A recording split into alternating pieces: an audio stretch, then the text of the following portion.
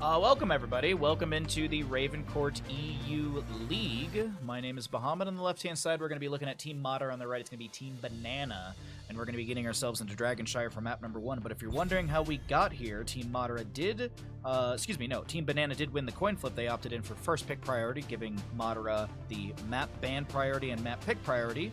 Madara banning out Battlefield of Eternity and Alterac Pass, Infernal Shrines, and Braxis Holdout banned out by Team Banana. And Madara has chosen to take us to Dragonshire for map number 1. As a reminder, this is the Meta Madness style of draft, so heroes that are picked and played are unavailable for future maps in this series. When we get into our second best of 5 of the day, it will be Team Ultralisk versus Team Cure, and the hero pools will reset. That also does mean that, there are no baseline bans, so there's no like Anduin perma band in the tournament. Bans at the top of the screen do not add to that list. The only heroes that are added to that list are the ones that are picked and played. So thank you all so much for joining me today. Last but not least, use !Raven to find out about the Ravencourt League, and there's a link in there as well if you'd like to donate towards the prize pool. I do believe that covers everything on my end. We have a little bit of a delay today because it is a live game. These are going to be best of 5s, and we're in the lower bracket quarterfinals. So this means that the teams that lose this series will be going home, and the teams that will be the teams that win will be continuing next weekend in the lower bracket semifinals on Saturday. So we're going to be finding out who that lower bracket semifinal is, and we're going to be sending 2 teams home today. Of course, you'll hear this spiel throughout the rest of the stream, but of course, welcome in everyone. Good to see you, Harkin. It's been a little bit. Hope you've been well. Good to see all of you in chat. We got a Dragonshire ban for Rexar as well as Maev. Genji? Nope, they're going to get rid of the Brightwing. Okay, so no Brightwing to be played on map number 1. And we will, just checking something. Okay. So no Brightwing, no Maev, but of course, as I said, these heroes are not added to the they're not added to the banned list. They're only just banned out for this map. So Rexar could be played in map 2 or 3. Hey, what's up, I? Good to see you. On the left, though, we will get one more ban. They're going to get rid of the Lost Vikings. Okay, so no Vikings for Hazuabs. I'm just going to go with Alex for easier. Alex, how's it going, bud? Hope you've been well. Welcome to the stream. Lucio first pick for the side of Team Banana. Don't hate that whatsoever. High mobility, high 5 is really good. I doubt we see Boombox, but Boombox is one of my favorite things. You get a little bit of armor, it can take some tower shots, but it's probably going to be a reverse amp, and we'll probably see high 5 as well. Let's look at over at the side of Team Madara. Will they go for an early Genji Blaze? Get that out of the pool. They will go for the Genji, but they are going to lock in a Diablo as well. Absolutely go for Alex. Okay, yeah. Because I was looking at it, and I was like, Alex N has returned. Alexan has returned, maybe? But yeah, Alex is easy. There we go. Thank you for joining us today. Poor Hazu. Yeah, poor Hazuabs. But maybe, you know what that does open up, though? That opens up the opportunity for Lost Vikings on Towers of Doom, because that is not banned away. Oh, no! The members of Team Banana have drafted a Sylvanas. Obviously, they're going to lose the entire series. GG, well played. Let's go next into Team Ultralisk versus Team Cure. We'll just next series of the day. Moving on. Okay. Moving on through. Okay, either way, we do need to get into another ban. Probably get rid of a tank here.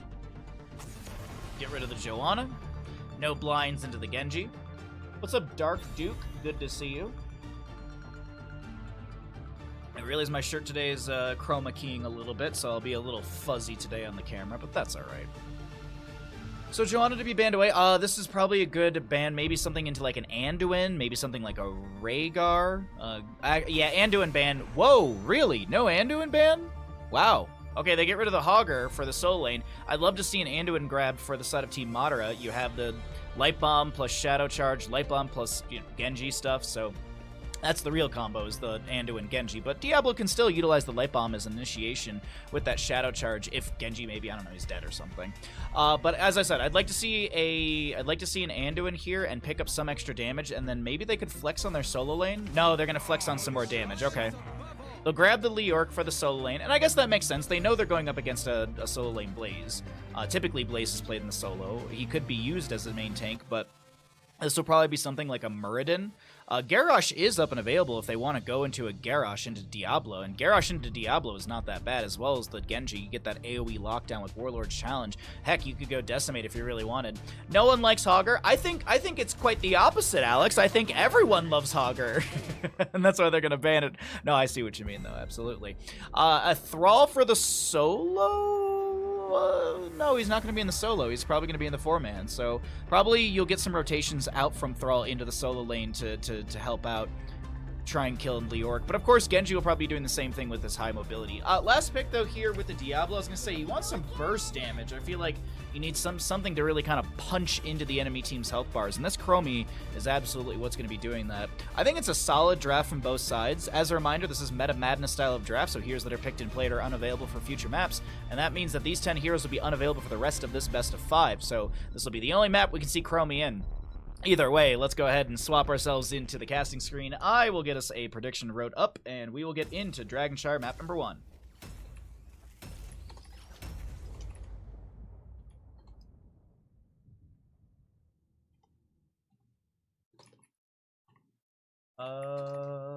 Team Madara or Team BananaH?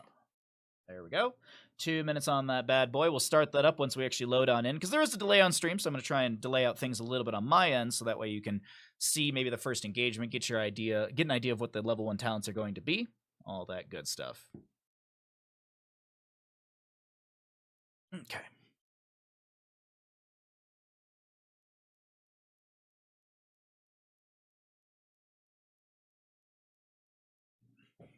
All right, here we go.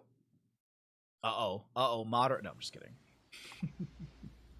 Welcome in, ladies and gentlemen, into the Raven Court, map number 1 in our best of 5 lower bracket quarterfinals of Team Madara with Ixer on that Anduin, Dobby to play the Genji, play with a Diablo, Madara to be chucking some sand with the Chromie, and Sven with the Leoric.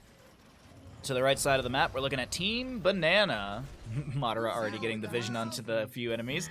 Vaikzu will be playing a Lucio. Hopaka subbing in will play a Sylvanas. Uki on the Muradin. Hazuabs to play a Blaze. And BananaH will be on that Thrall. The prediction has begun. Get your gambles in, ladies and gentlemen. As you can see the level 1s, and you'll see your first engagement in just a second here. As a reminder, thank you, Ashmantle. As a reminder, as always, if you're watching on Twitch, be sure to follow the stream. If you'd like to support further, it's always much appreciated. If you're watching on YouTube, be sure to like and subscribe so we can grow the YouTube channel. All those little metrics do help us out ever so extra. So it's always appreciated. Thank you for hanging out with us, whether you're on Twitch or on YouTube. And let's get into it. Dragonshire map number 1, we had a bit of a rotation at the top lane. Sylvanas was pressuring with those black arrows, trying to lock down the towers, get a bit of free siege. And we actually have Diablo still chilling up here. You just going in with the Shadow Trides, trying to pull Hazuabs in front of the tower shots. It's just not going to be enough, and this is kind of funny. We don't often get this much priority between the top and mid area. It's usually all into the bottom lane. Uki takes an aggressive rotation, and Vaikzu comes through with a push-off to just close the distance and keep that healing going. Third wind will kick in for Uki as well. He did go for that at level 1, so the higher healing threshold and faster healing rate. Diablo is going to be Feast on Fear level 1, Thrall with the Rolling Thunder, Blaze with the Adrenaline Stim Pack, Accelerando, not Withering Barrage, this might have Banshee Queen, Withering Barrage is I believe at 20. But now, once again, Uki has found himself in a weird spot. The little boy is trying to thunderclap his way out of this one, but Dobby has the sustained damage, and this should be enough to take down Uki, and you're looking at a First Blood from the side of Team Madara. As a reminder, this is the lower bracket quarterfinal, meaning that teams who lose this series, best of 5, that'll be the end of their Raven Court playoffs and the end of their run for this tournament. If you're watching on Twitch, be sure to use !bracket. That'll get you over to the Wikipedia. You can find out more information. Looks like we have a little pause here. We have a ready immediately, so we're just going to go ahead and hold off for just a second. Hey, we got some nice gambles in on that one, actually, so nicely done, everybody. We got about 5,000 to, well, 4.8 to 4.4, so nicely done. We'll find out here in just a second what the pause issue is. Someone is asking about Paris and ping to BananaH. Maybe it's like, are you in Paris, BananaH? Something about a 50 ping. Finally, we see the co-caster. Yeah, he is hard at work. He is very hard at work. He's just pulling in stats. He's just pulling in stats. How was the balloon day? It was a blast. Like, it is. My mom, dad, and I just kept kind of repeating to each other, like, it's so surreal. Like, it's such an amazing experience. Very, very happy, very lucky that I was able to do that, because it's one thing to do a hot air balloon. It's one thing to do a hot air balloon over Tahoe. I actually found this out. They have the only system in the world that you launch a hot air balloon from the lake and catch it back on the lake. They basically have like a custom-made barge that you launch from in the middle of the lake, and then based on the winds, they adjust and they come and pick you up. It was surreal, and oh man, it was so cool. Diablo goes in with a shadow charge, overpower onto Holpaka. The Sylvanas taking a bit of damage, but the fight's not over just yet. Dobby is looking for some deflect, and that is going to push back some damage into the enemy team's faces. Madara with a bit of Time Walker's Pursuit with Chromie to get some vision onto the enemy allows Diablo to go in with a shadow charge. The Chastise is good, and Uki almost goes down. Gonna back away. Utilize once again that third win from level 1. More trait healing for him. 5 stacks on Shuriken Mastery. Leoric is going to be going into Neil Peasants at level 4. And Diablo's looking for maybe a Shadow Charge build here. Once again, Madara utilizing Time Walker's Pursuit. Gets vision on Holpaka. It reveals an area for 4 seconds, and if it reveals an enemy hero, that hero remains revealed for an extra 4 seconds, but the area around, you can only see the small radius around the hero that's revealed, so it's not like you still get an extra 8 seconds. Hey, what's up, Foo Fighter? Good to see you, bud. Good morning, Gato. Good morning, everybody. Thanks for coming through the stream. Appreciate you joining us. So we got a fun day. We got 2 best of 5s for all of you. We're in our first best of 5, first map of the day. And we'll be sure to go through any of those map bans and stuff like that for the future. So if you are curious, you know, how we got it to Dragonshire, I'll catch you up on that a little bit later. Let's see. Uki level 7 is going to be going to Skullcracker. He's got Reverberation level 4. Lucio with the push-off cooldown, and he is going to be going Boombox level 7. I was joking around about Boombox. I thought it was going to be reverse amp, but hey, we get my favorite level 7 for Lucio. A lot of utility that you can get out of that one. Thrall does go Frostwolf Pack at level 4, and he's going to have 4 out of the 6 stacks on that one. Uki not chastised. Dobby going for the channel. Lucio's on the point, and they have enough delay to stop the Dragonite to the side of Team Madara. I agree, Hazuabs. I agree.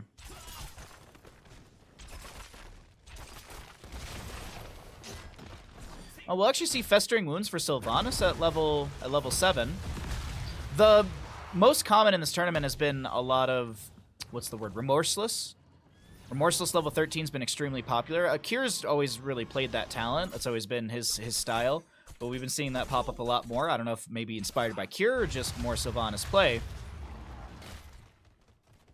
But we haven't been seeing like Windrunner at 13 as much. It's been Remorseless. We'll have to see how it all shapes up. Speaking of things shaping up, we have our 10 talent tiers right around the corner. So let's go ahead and cycle through the damage, healing, and experience.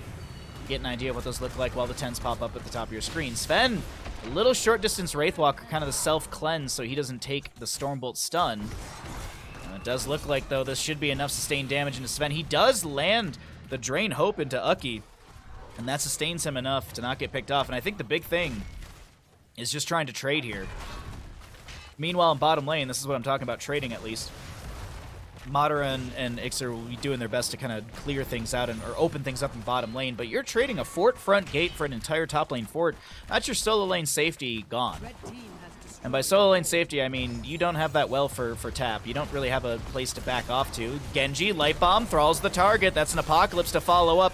3 heroics to lock down and take out the Thrall. Avatar activated by Uki. Drop a Thunderclap or 2 in the enemy team. That is cooldown reduction on that heroic. Good sustained damage with the Skullcracker 7 and the follow-up Stormbolts. Keep in mind you get that cooldown reduction from the autos, allowing you to have more Stormbolt action. Jet Propulsion to follow up the Stormbolt.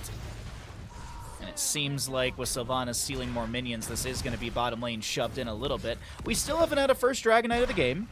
This is going to be Lior catching that top lane soak. He's going to play it nice and safe on the Death Bridge. Genji chilling in the mid, catching whatever he can there. Thrall, by the way, did finish Frostwolf pack before he got picked off earlier, so that is a completed quest. Shuriken Mastery at 49 out of the 50. No, 60. It's out of 60, sorry. I was like, 50 is impossible. It's like the tick shit would be like right around the corner since it's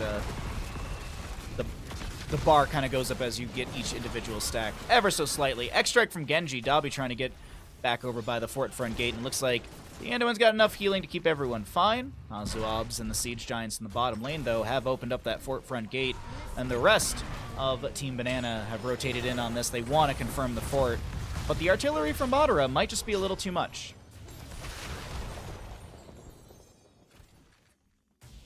I spy a fin. Oh. Like a shark fin in the water?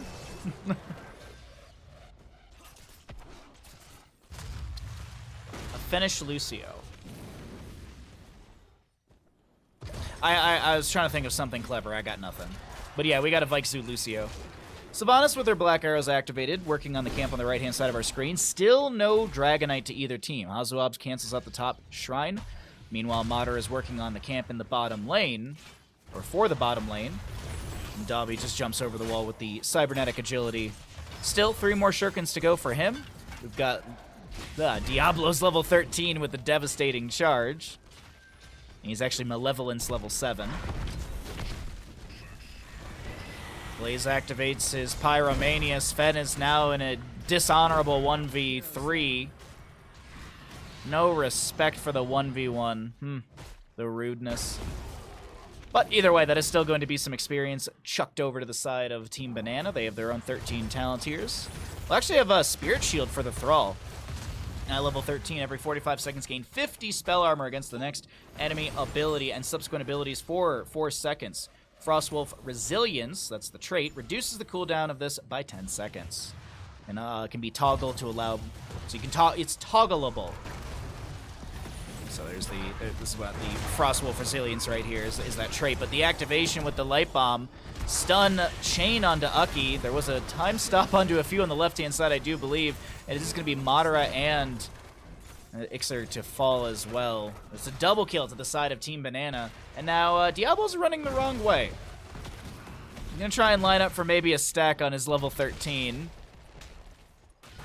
I think Vaiksu's actually trying to bait it, but...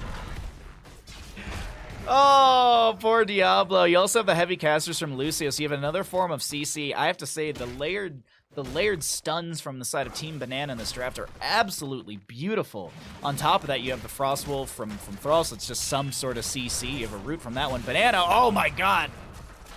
Shin Gun getting big shotgun worth damage into the face of Thrall, and at least they take down Thrall. They get a bit of experience.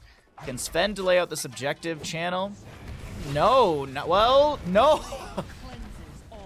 Nicely done from Vaiksu. Jumps forward, takes the Drain Hope, and is able to delay things out for just a hair long enough for Hazuabs to get inside the Dragonite. He gets a Flame Breath onto the fort front gate and runs in the opposite direction. Sylvanas to top lane.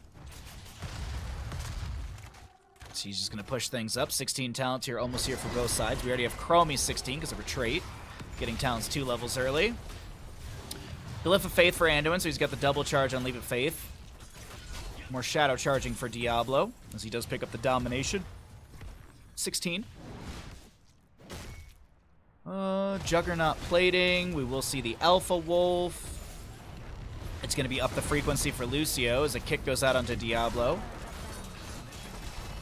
And that's, yeah, Will of the Forsaken. Sorry, I just misremembered the Talon icon for a second. I was like, is that really it? Yeah, it is. Sven trying to use his Ominous Wraith Royal Focus combo, get damage reduction and also cooldown reduction with those skeletal swings on his Wraith Walk. Madara dropping some sand from afar, trying to at least push back the enemy. But if he, oh wait, hold on, Dobby gets the Light Bomb. That connects onto 2. The Orc gets a Drain onto Banana, who activates a Earthquake immediately. Bunker comes down from Hazuabs. Keep in mind, those ticks do deal a touch of damage from the Thrall. Sven shall fall here. Sylvanas does get the kill. It's 4-6 favoring the side of Team Banana, and they have taken down just about every fort. Actually, only the mid fort does remain. They've only lost their bottom. And Sven will do his best to cheat some death here with his Drain Hope in his Ghost. What's up, Bertle? How you doing, bud?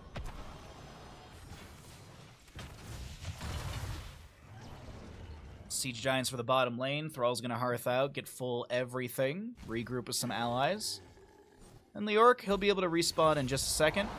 He's gonna be in the middle of mid lane. An immediate Wraithwalk just in case there was someone in the bush to try and get a pick onto him. Nicely done from Sven, anticipating a potential gank as he respawns. You don't want that dieback on Leoric. Alright, Dwarf launch from Murden at 16, and we're just kind of waiting for 20s to round the corner, so once again, let's cycle through those numbers, get an idea of what that damage healing experience looks like, as we haven't had a chance to see it for the late game. Meanwhile, though, I see the mini-map, and Sven immediately gets a huge Wraithwalk out. He's going to be able to get to the safety of his fort, but he drops more than 50%. Activates his level 1 for some self-healing. The rest of the team is going to be able to get a camp in bottom lane. Sylvanas able to get the Haunting Wave out. Dobby gets the dismount. Vaiksu should be able to speed Sylvanas out, and yeah, that's going to be the end of that one. Double camp in bottom lane to be dealt with on the side of Team Banana. You actually see the defense pings coming out. Second Dragonite of the game, up and available for contest. We still have 2 levels to go for 20. Chromie will have for 20 already. We'll take a look at that a little bit later. Seems like they want to try and make something happen with this top lane fort front gate. Oh, Sylvanas, will she get caught out? Nope. Sylvanas is able to Hearth out before anyone checks the bush. A lot of priority into top lane currently from Team Madara. Speaking of Madara poking at the fort with a little bit of sand. Checking the bushes with the Anduin Divine Star. Aki's about to be discovered here. Get Drain Hope, immediate slow. Slowing Sands coming out. It will be Piercing Sands level 20 for Chromie. Entomb from Leoric creating a bit of terrain. We got the Earthquake from Thrall, the Apocalypse from Diablo. Genji Light Bomb combo jumps into the backline onto Banana, but it's Anduin to go down on the left-hand side first. The pressure from the side of Team Banana is just too much as they have peeled apart the enemy. And that'll be Sven to fall as well. A very quick double kill for the members of Team Banana. And what else do they want to do here? Looks like Hazuab goes to top lane. Maybe Vaiksu's to go to top lane, and Hazuabs moves into mid to grab the Dragonite, and it seems like that might just be the case. Sven doing his best to slow, get some Drain Hope, cheat a little bit of death. And Banana will have this objective uninterrupted. All right. What is open? What is available? Technically, mid has a little bit more damage onto it, but bottom lane you have 2 Siege Giants and a Bruiser camp you can feed into this lane, so it is the more optimized and better lane to go push through. Earth and Shields level 20 for the Thrall, we got Mixing Fire for the Lucio, a Rewind Muradin, Sylvanas with her Blink, and Fortified Bunker on the Blaze. And that might not even be activated here. This could be a push to end map number 1. Sylvanas Black Arrows are active. That keep is not dealing damage. We also have Sylvanas stealing away a minion or 2 here and there with her possession. And this is absolutely the keep to fall, but do they want to push in further? It's 20s a piece on both sides. Living Weapon, Buried Alive, Censure for the Anduin. Diablo, he's of course Hellgate. He's going to go for his Blink, his Hellgate. Stormbolt, or Jet Propulsion into Kick. Thrall gets out of this Dragonite, immediately pops his Wind Fury. Entomb from Leoric creates a bit of terrain, and Banana's trying to back away. The Earth and Shields are going to be dropped. X-Strike from Genji, but Vaiksu gets the push off. The stun's going to be there. Diablo Apocalypse is activated, but doesn't save his Genji. And now, can the members of Team Banana push in and go for a victory on map number 1? Seems like they want to go for this. Madara slowing Sand is slowing things a bit. Hopaka getting chunked here and there. Diablo comes in with a Shadow Charge, but it's going to be met with a whole handful of damage. Unfortunately for the side of Team Banana, they can't find a kill on that one, and we almost saw 2 players from Team Banana going to the beach. Madara, really good with his Chromie. Oh, whoa, the turnaround? No, okay. I saw them going for the camp, and then there was an immediate 180, and I think Aki was trying to get some sort of Stormbolt set up. Unfortunately, can't land it. 20 seconds on the Genji, and we'll have our next Dragonite phase up and available fairly soon. What's up, Last? How you doing, bud?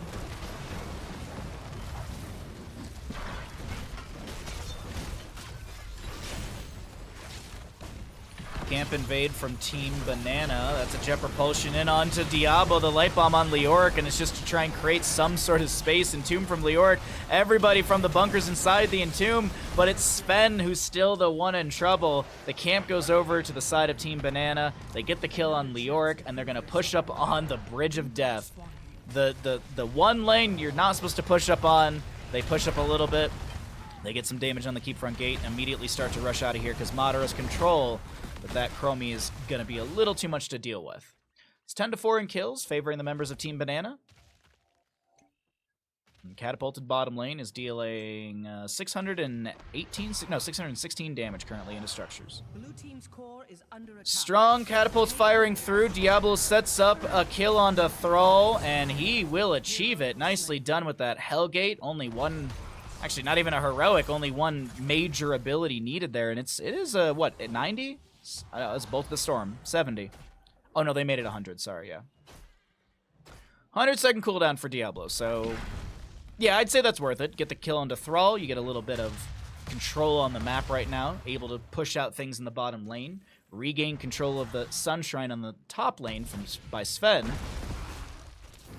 And I actually didn't realize that. No one had this. But Lucio and crew can rush down to this. Ucky will have a delay. It doesn't matter. Uh-oh, Apocalypse is activated, though. It was all a great bait. A singular strike. That was actually really, really well done. Diablo's like, oh, I'm totally going for the Dragonite. And have the members of Team Madara started the run back on this map. I mean, it was looking like it was just slowly but surely going over to Team Banana with that bottom lane push, but the last couple picks here, this is really not where you want to be on the side of Team Banana. Long death timers, a later game Dragonite. This thing is going to be slapping for quite a bit of damage, 18 minutes into the game. 900 damage into structures. 450 standard, and you also have that flame belch with damage over time on the ground. So mid fort immediately will go down. They want to make sure they get the periodic catapult pressure to match. They're not going to rush to top lane for the fort because I do think they want to make sure that this bottom lane keep goes down, match the consistent catapult pressure, and also open up a win condition for the members of Team Madara. Ucky will respawn here in a second. Sylvanas in 14 seconds. Dominant performing by my second favorite fruit. I didn't know Madara was a fruit, but okay, interesting. Like, I didn't know you could eat him. Can I go to the grocery store and just ask for some Madara?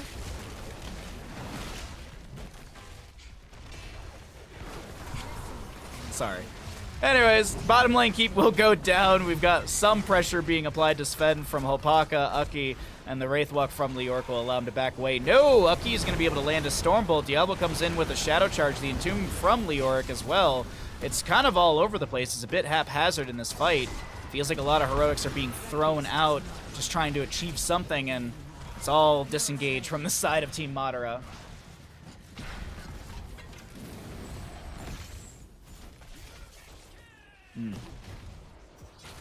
That's honestly a good question, Gato. It's gotta be, oh, that's a hard one. It's gotta be apples. It's gotta be apples. Beef. Beef is not a fruit.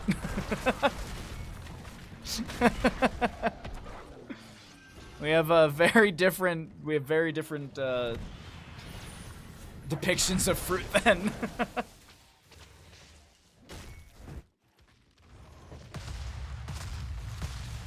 Alright, Siege Giants and bottom lane to be cleared out.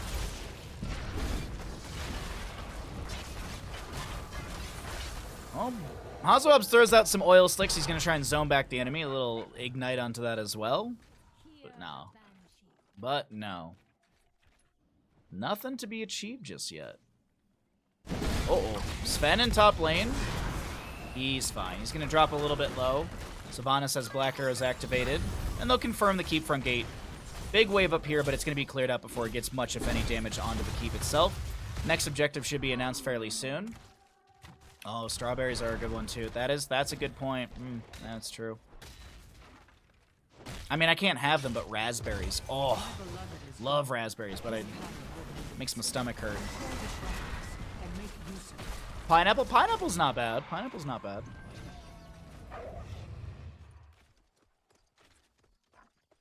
It's great for Caribou Lou.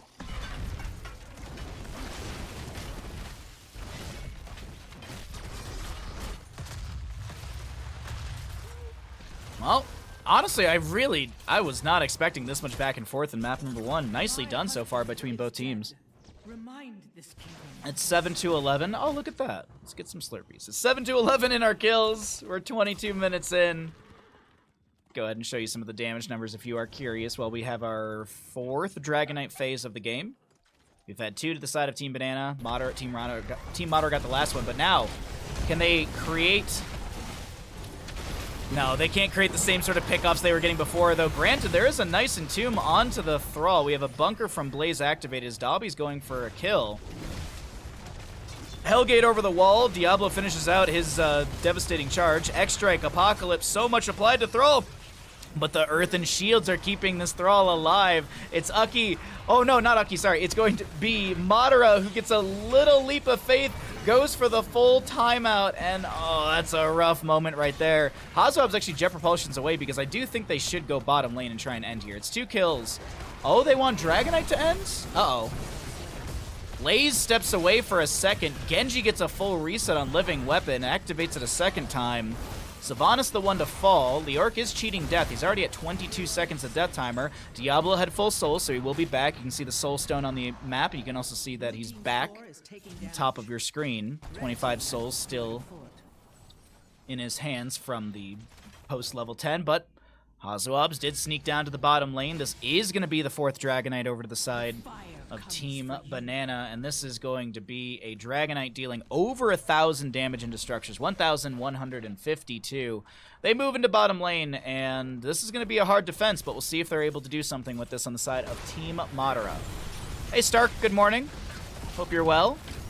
Hope you all had a good session yesterday. Excited for this upcoming weekend. Light Bomb into Blaze immediately. The Entomb from Leoric was was activated lower in this lane. Sven unable to get the Drain Hope. Ucky's still applying pressure onto Sven. This Leoric getting a little low, but he's fine. The Dragonite not finding the same value, or not finding the value that I was anticipating. A kick onto Diablo displaces him a little bit. Boombox from Lucio has a bit of vision for the allies. Seems like Team Banana goes for the reset. You saw a very tall leprechaun play music in California yesterday. Very tall leprechaun. Ed Sheeran?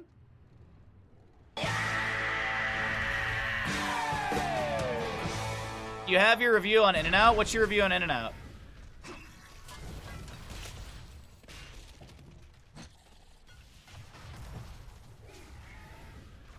Anyways. Welcome in, Raz. Sylvanas has her black arrows activated, throws in the Haunting Wave, locks down the keep for a second or two. Sven with the Wraith Walk in. Oof. Man, the way that these teams are playing it, you'd think they would be in map number 5 of this best of 5, but this is map 1, and these teams are... I mean, granted, this is tournament life. You lose this best of 5, that's the end of your run for the Ravencourt League, so... I mean, every map, every play does definitely count. Exactly. Sorry, Raz, there's a delay on stream. I forgot what I said already. Did I call it overhyped and kind of whatever? Because that's my thoughts on In-N-Out. 2 out of 10. Hey, Cav. Yeah, I don't care for In-N-Out. Honest to God, there's a place locally called Izzy's Burger Spot, and that is probably one of the best burger places I've ever had. It's just a better McDonald's, very mid, wasn't impressed, definitely go again. Yeah, you know what, actually, I'll be honest, I would rather have McDonald's fries than In-N-Out. I don't care, like, I just think they taste better. They're salty, cooked better. Either way. Also, McDoubles are just simple and easy. Like, I don't know. Avatar from Muradin will be popping up right now. The Light Bomb onto Diablo buys a small window, but the Will of Forsaken from Sylvanas was already activated. Hellgate needs to be used as a disengage tool, and when throwing some Divine Stars out, the bunker coming down from Blaze does have that fortified bunker level 20. Leoric is doing his best with the Ominous Race Royal Focus, damage reduction, and cooldown reduction from his skeletal swing, but this mid keep is going to fall. It seems like the side of Team Banana have decided to end this map. It's not so much anymore, oh, let's play slow, let's get a kill. It's just we have decided to end the map, and it's going to end now. Apocalypse from Diablo feels like a zoning tool because he was not around to make an initiation off that one. They're going to turn back around as they start to pull away. The Anduin was the target. Big X-Strike from Genji gets a full reset, almost a full one on that last X-Strike as he was down to 9 seconds. Wailing Arrow followed up by a Jet Propulsion on top of that. Sylvanas gets the setup kill into Leoric. Some decent damage was applied by Madara, though. He is chunking some of these enemies, and that is forcing Vaiksu to kind of back away with the rest of the allies to heal them up really quickly. X-Strike from Genji, but he still will fall before he can get the Swift Strike out. It's a double kill to the side of Team Banana, and I do believe this is going to be the beginning and the end for this map number 1 in our first best of 5 of the day here on Dragonshire. Team Banana will be able to take this in a patiently played Dragonshire game. GG.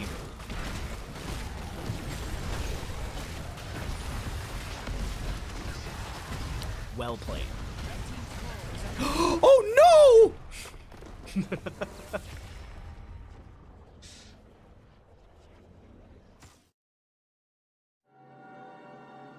The exactly was for the Ed Sheeran comment. Oh, wait. I was making a joke. You actually saw Ed Sheeran yesterday.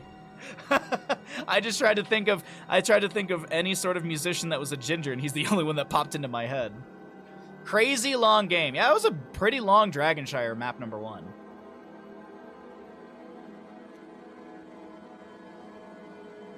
Bay Area is gorgeous. You saw San Francisco, San Jose, Santa Clara. Yeah, there's some really, really cool stuff in the Bay Area. There's a bunch of, like, death metal bars that my friend took me to. Yeah. Bay Area is really cool, but it's also not for me. I'm not a city person. I like to live in the mountains. I was talking to my mom about this yesterday. Like, we walked a little bit away from the house. Like, we walked like a quarter mile away from the house, and we were on this like nature trail, and you couldn't hear cars, you couldn't hear it was just nature. It was so beautiful. So relaxing. Alrighty, everybody, welcome back into Thumb of the Spider Queen. My name is Bahamut here in the Ravencourt EU League. On the left-hand side, we have Team Madara. On the right, it's a Team Banana. This is a best of 5 in the lower bracket quarterfinals, meaning the team that loses this series, they're out. They will take whatever place it is that they're going to take, and the winner will move into the lower bracket semifinals for next Saturday, or this upcoming Saturday.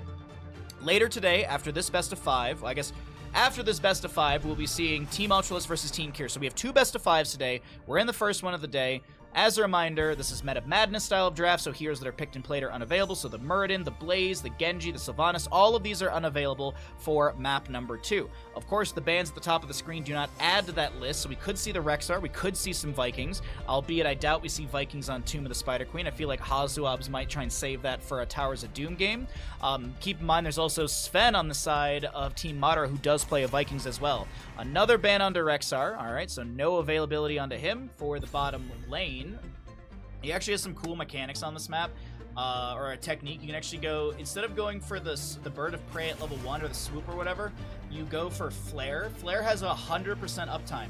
It's a 20-second cooldown with an active cooldown, meaning that the moment you use the ability, the cooldown starts. And get this, Flare has, guess what, a 20-second duration. So when your Flare expires, you just chuck out a new one, and you can actually use it as a vision tool on the bottom lane turn-in point to be able to constantly scout to see, okay, is someone going to rotate on me? You can also use it to check onto the Siege Giant camp in the bottom lane. So there's a lot of really cool things with Rexar, and I know he's banned away, but I like to bring these up because I think a lot of people go, Bird Throw at level 1, that's it. There's some really cool stuff you can do with Rexar, but him aside, let's talk about the Junkrat. We have a first pick Junkrat for Team Madara.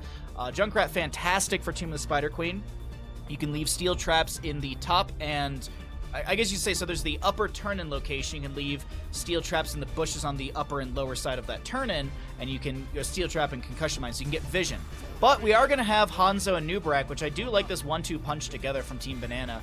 Hanzo able to get some great wave clears. He does have the explosive arrow. His scatters can be really strong. I assume it's piercing arrow for the double explosion off of explosive arrow. So nicely done. But we get a Garrosh Zarya. Very, very aggressive with that. And honestly, I like the Garrosh early on. He's going to be fun into the Anubarak. Zarya with the speed barrier to get Garrosh into things faster. So this is already a very aggressive composition, but you need something to blow up. Junkrat's definitely not going to blow up the target extremely fast, but I do love the Stukov ban. Just another sort of layer of control, as you do have flailing swipes or massive shove. You've also got the virulent reaction, which is assumed to be taken, but there's that CC combo. And even then, you still have big lurking arms for zoning. If you Warlords challenge someone, you've got a lurking arm underneath it, so then they have to walk out of that. So it's just a lot of really cool stuff. Nice ban from the side of Team Banana, as the Deathwing will be removed. They don't want Deathwing stepping in, kind of eating some of these abilities from Garrosh. Also, you know, Deathwing can't be CC'd, basically. Oh, well, that's not true, because he can be time-stopped. Anyways. I'm taking 2 loaves of bread to Philly with me. I've cleared out my carry-on to make room for bread. Oh, dude... Raz, you sound like my parents. Hey, Vita. Look at that glorious bread, Baha. Thank you. I took a shower today. I smell good for the internet.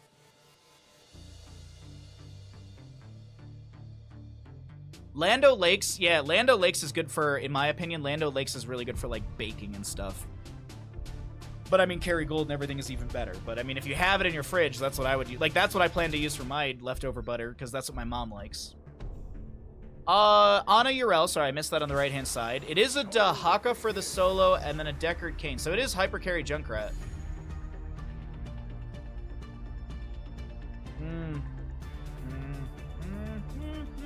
I don't know. I don't know, man. Like, the Madara draft, I can see how it could work. I'm just afraid that it's not going to at all. Like, there's a lot of control, a lot of CC... I just don't know if they have enough. Yet this is, I'm sorry, this is just a stellar draft from Team Banana through and through.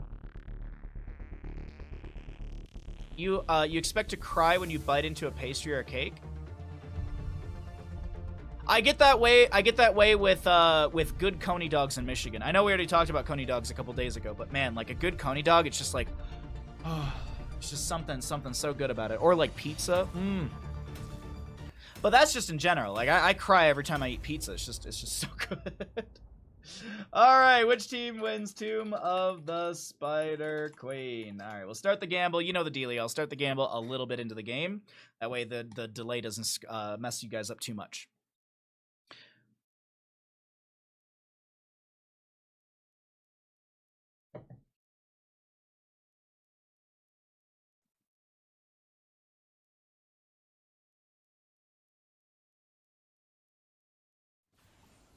All right. Oh wait, no, hold on. Wait here a second.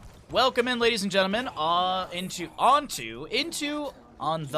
Tomb of the Spider Queen. On the right-hand side, we have Team Banana with a banana on the Hanzo, Vaiksu to play an Ana, Aki on an Anubarak, Hazuabs to Righteous Hammer with Urel, and Holpaka to play a Jaina.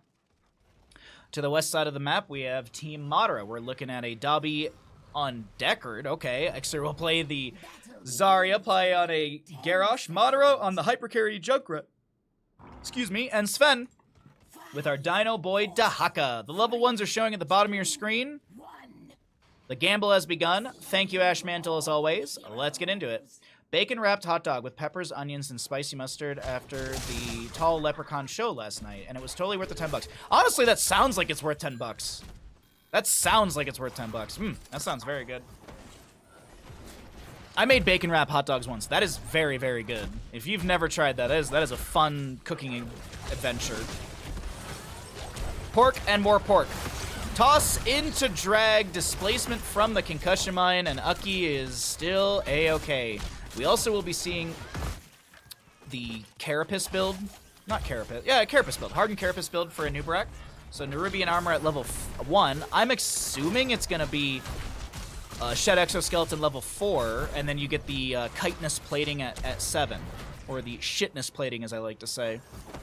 As always, as a reminder, if you're watching on Twitch, be sure to follow the stream. If you'd like to support further, it's always very much appreciated.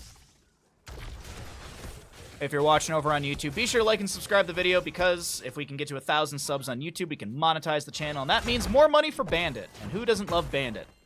And the little likes, I do believe, help with metrics, so every little bit helps. I appreciate anyone who takes the time but also just subscribing to the YouTube costs you $0. And as I said, maybe I make some dollars off of the $0. Isn't that fascinating? Jane is level 1, will be Fingers of Frost. She's already at 4 globes on that one.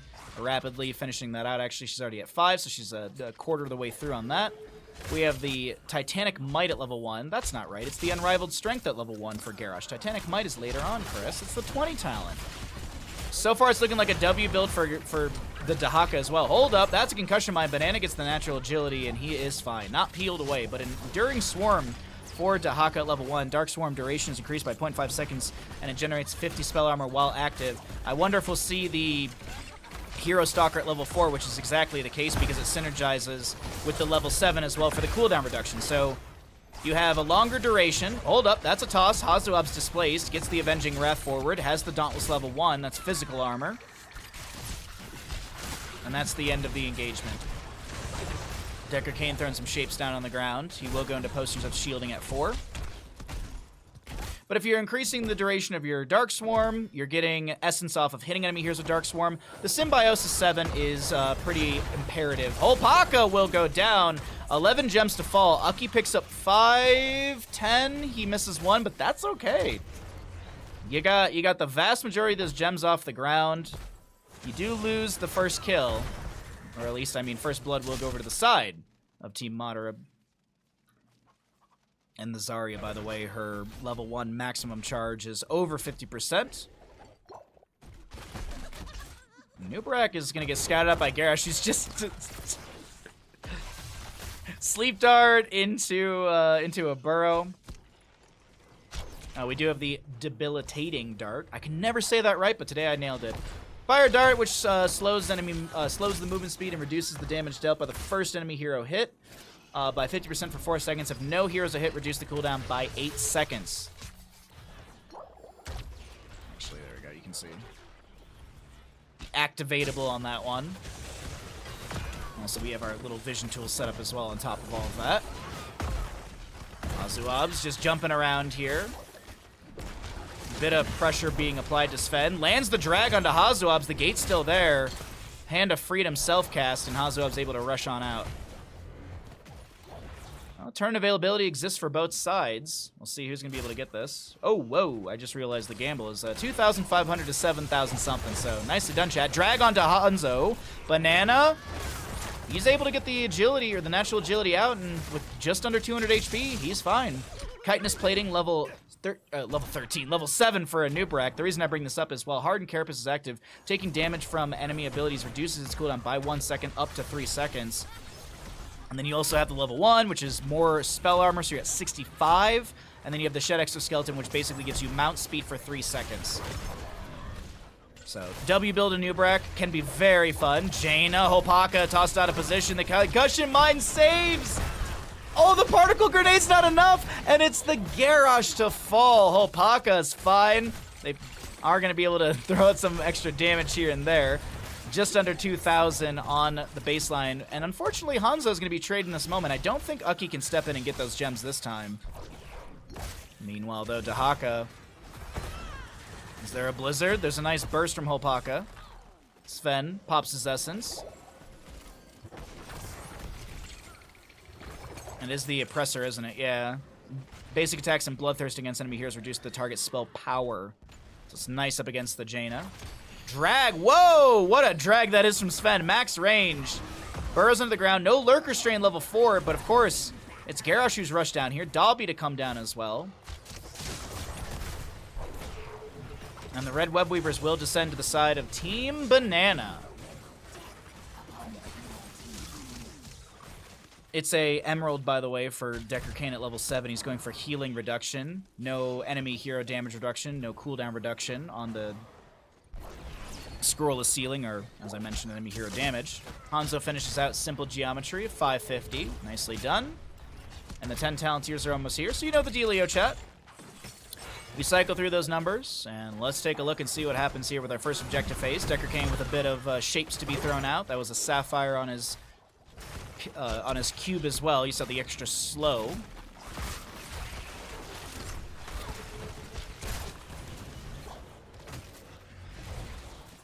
Is she gonna go Graviton Surge? Nah, it's Expulsion Zone. I was like, Graviton Surge and Rocket Ride. Yeah, right. No, wait, Banana? Okay. I was like, Garrosh, wait a second. That's not the way you want to throw someone. But no, it turns out they were going to already get the kill. Nicely done. It's 3-1 overall in kills. The first objective phase will come through, and I think the vast majority of the damage or value is found in bottom lane by Hazuabs. But we do see camps to be traded. Deckard Cain, this will take you about 300 years. I'm pretty sure Diablo will respawn in Sanctuary by the time this camp is done. No, he did this because he's going to tag the camp. His gems weren't necessary for the objective phase, and Madara will help out as well. They're going to quickly grab this and maybe shove it into mid, but of course that mid lane wave is already pushing up a bit. Or will be pushed in a little bit. We'll see how this works. Stay a while, Isolation, Warlords, Expulsion Zone, and Riptire versus the Ardent Defender, Water Elemental, Cocoon for Garrosh, for Nubarak. A Nano Boost is expected with that Jaina from the Ana, and a Dragon's Arrow from Hanzo. The AoE stun. Junkrat comes in with some frag launcher grenades, poking here and there. Madara, Concussion Mine splits Uki, but unable to follow up beyond just a groundbreaker over the wall. Fort front gate and mid will go down, peeking a peek into top lane. Jaina's clearing this out, but they might lose the fort. As Justin would say, you gotta kill the babies. You gotta kill the babies. Well, the baby summonables, not like, you know what I mean. Top fort does go down. Madara's up here. Riptire point blank into the face of Holpaka, and Zarya rounds the corner with some damage. The Water Elemental! The Water Elemental! Sven doesn't get the dragon time. They will pick up the drop gems, and so they will trade Jaina for Junkrat. Bottom lane Siege Giants are up and available, but the clutch will open up in 5 seconds. And on the bottom right of your screen, you can tell, because we don't have to do math here, Team Madara has enough for a turn-in. I mean, we can definitely see that. There's 63 and 55 are necessary. All right, Junkrat's respawn. 40 seconds on Riptire. Water Elemental in 20 so seconds. Garrosh gonna check the bush with the Groundbreaker. Hazuab's looking for a turn in here. Cancels it. Jumps. Whoa, the Avenging Rat. The alley-oop, if you will. Uki burrows in. I don't know if he wanted to do that. The Warlord Challenge is activated. Can Uki get out? Expulsion Zone is locking him in place. Big stay while and listen, and yes, they get the kill. Now, meanwhile, Hazuabs was pressuring onto Madara. There's a whole handful of gems that Hazuabs will be able to get about 10 of, if my math is right. Emerald thrown out, will connect onto Holpaka. But still, 42 out of 55 already turned in. Indomitable popped. Garrosh looking to run on in, and unfortunately, he won't be able to get any sort of kill. 7, 9, they have enough for the turn in, and here comes another Webweaver phase, favoring the members of Team Madara. Map number 2 looking better and better for Team Madara here in this lower bracket quarterfinals. As a reminder, this is Tournament Life. It's a double elimination bracket. We are on the lower side, or the loser's side of the bracket. You lose this best of 5, and that's the end of your Raven Court League Season 1. Fingers crossed they start a second season. Fingers crossed we get another LAN.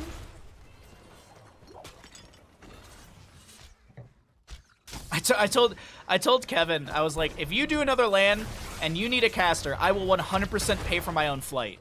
I was like, I have Southwest points, man. I will save you that money. Hell, we just get a giant caster house and call it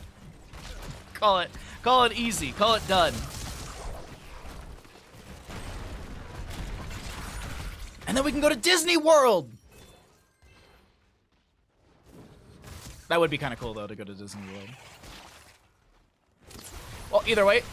Oh, hold on. The Webweavers are pushing in through the bottom lane still, finding great damage. Nubarak tried to pressure onto Sven, and Uki wasn't able to do too much. Dragon's Arrow, though, will make its way onto Zarya. She's going to get the ally toss. Here comes a Riptire from Junkrat. So really good damage onto the Ana, who was hit with an isolation from Dahaka as well. Unfortunately, Junkrat will be picked off. Stay well and listen. This is more or less to create a window for the kill onto Hazuabs. The Ardent Defender couldn't be used. There's 40-something gems on the ground. No way. They zone all of that. Oh, my God.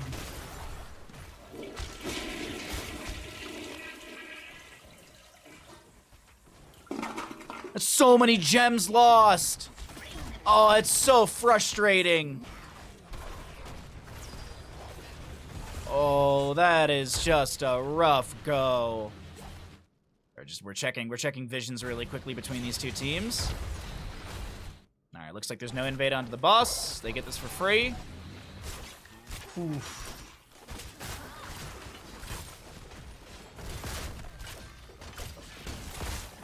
Huh. Purifying darts. Removes roots and slows from the target and heals 20% more when doing so.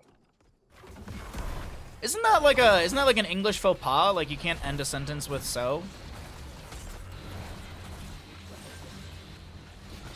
We don't need to get into the wrongness of the English language. We can all just agree that the rules make no sense.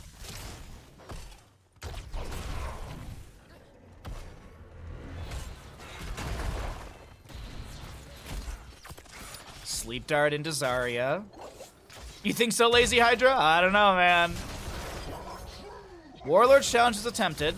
For anyone who doesn't know, Warlord's Challenge is just an AoE, and I can show it in a second, but right now we might get a kill onto the Nubarak, and yes, they will. Dragon's Arrow was just a touch too late. Jaina tries to find some bursting damage off of that, but won't be able to do so. Just really quickly, if you look at Garrosh right here, that's Wrecking Ball, sorry. Warlord's Challenge is that tiny little circle around Garrosh. That's the Wrecking Ball, that's the Warlord's Challenge. So you can see it's a small window. Stay a while and listen. Concussion Mine into the drag, into the toss. Alpaca drops a self-blizzard, but that is bottom keep to go down. With a double kill in hand, they're actually going to go for the mid keep on top of all of this. Is it game? Looks like I see a retreat ping, but from who is that? It looks like we do have the blue vision, so maybe we're seeing that. Garrosh, yeah, Garrosh calling for retreat. Okay. Hey, Lord Hakos, what's up, bud? Happy Sunday to you, my friend. The Herodic Staff, level 16 for Decker Kane. We'll have that stun. As a reminder, the glow on the Herodic Staff means he's got a stun ready, but let's actually take a look at the fight that breaks out once again. Jaina's not here. They're trying to delay this web weaver turning, because that could be GG. Sven with the flank brushstock will be scouted out with a sleep dart. Righteous Hammer bops him back, but now another web weaver phase will descend. This could be game ending here. The members of Team Banana gotta make some kills happen. That way they can defend, but top lane pushed in quite a bit. Mid lane will be cleared back. Bottom lane pushed in a bit as well. But here's the difference. The web weavers descend up as far up as the enemy minion wave versus Garden Tear, which is as far up as your current wave. So if you have a wave spawning at your core, and that's your furthest pushed up wave in the lane, that's where the Garden Terror goes. Granted, the Garden Terror loses HP when it autos, and the web weavers just naturally lose HP. They decay over time. Dragon's Arrow followed up by a beautiful Anubarak Burrow Charge. We have a stay a while and listen to create a window for Sven to be able to back away. He steps in for the isolation. No 20, so no contagion. Concussion Mine, Madara and friends, they're gonna kind of pincer the enemy between the web weaver and their entire team. Urel goes down. Ardent Defender on 95 seconds. There's the toss from Garrosh. They get another kill into Ana to Anubarak. Holpaka's the next target. Tries to slow things down. Madara with a few autos. The Concussion Mine does not connect. The web weavers are on core. Dobby doesn't want to go down. You got to save that KDA. Taps the... Well, gets the... Yes! Gets the bonk! Gets the bonk immediately. Haradra Cube. Dahaka gets the... Oh my god. And it ends with a... Team kill! Ladies and gentlemen, this series... Well, we got a series afoot.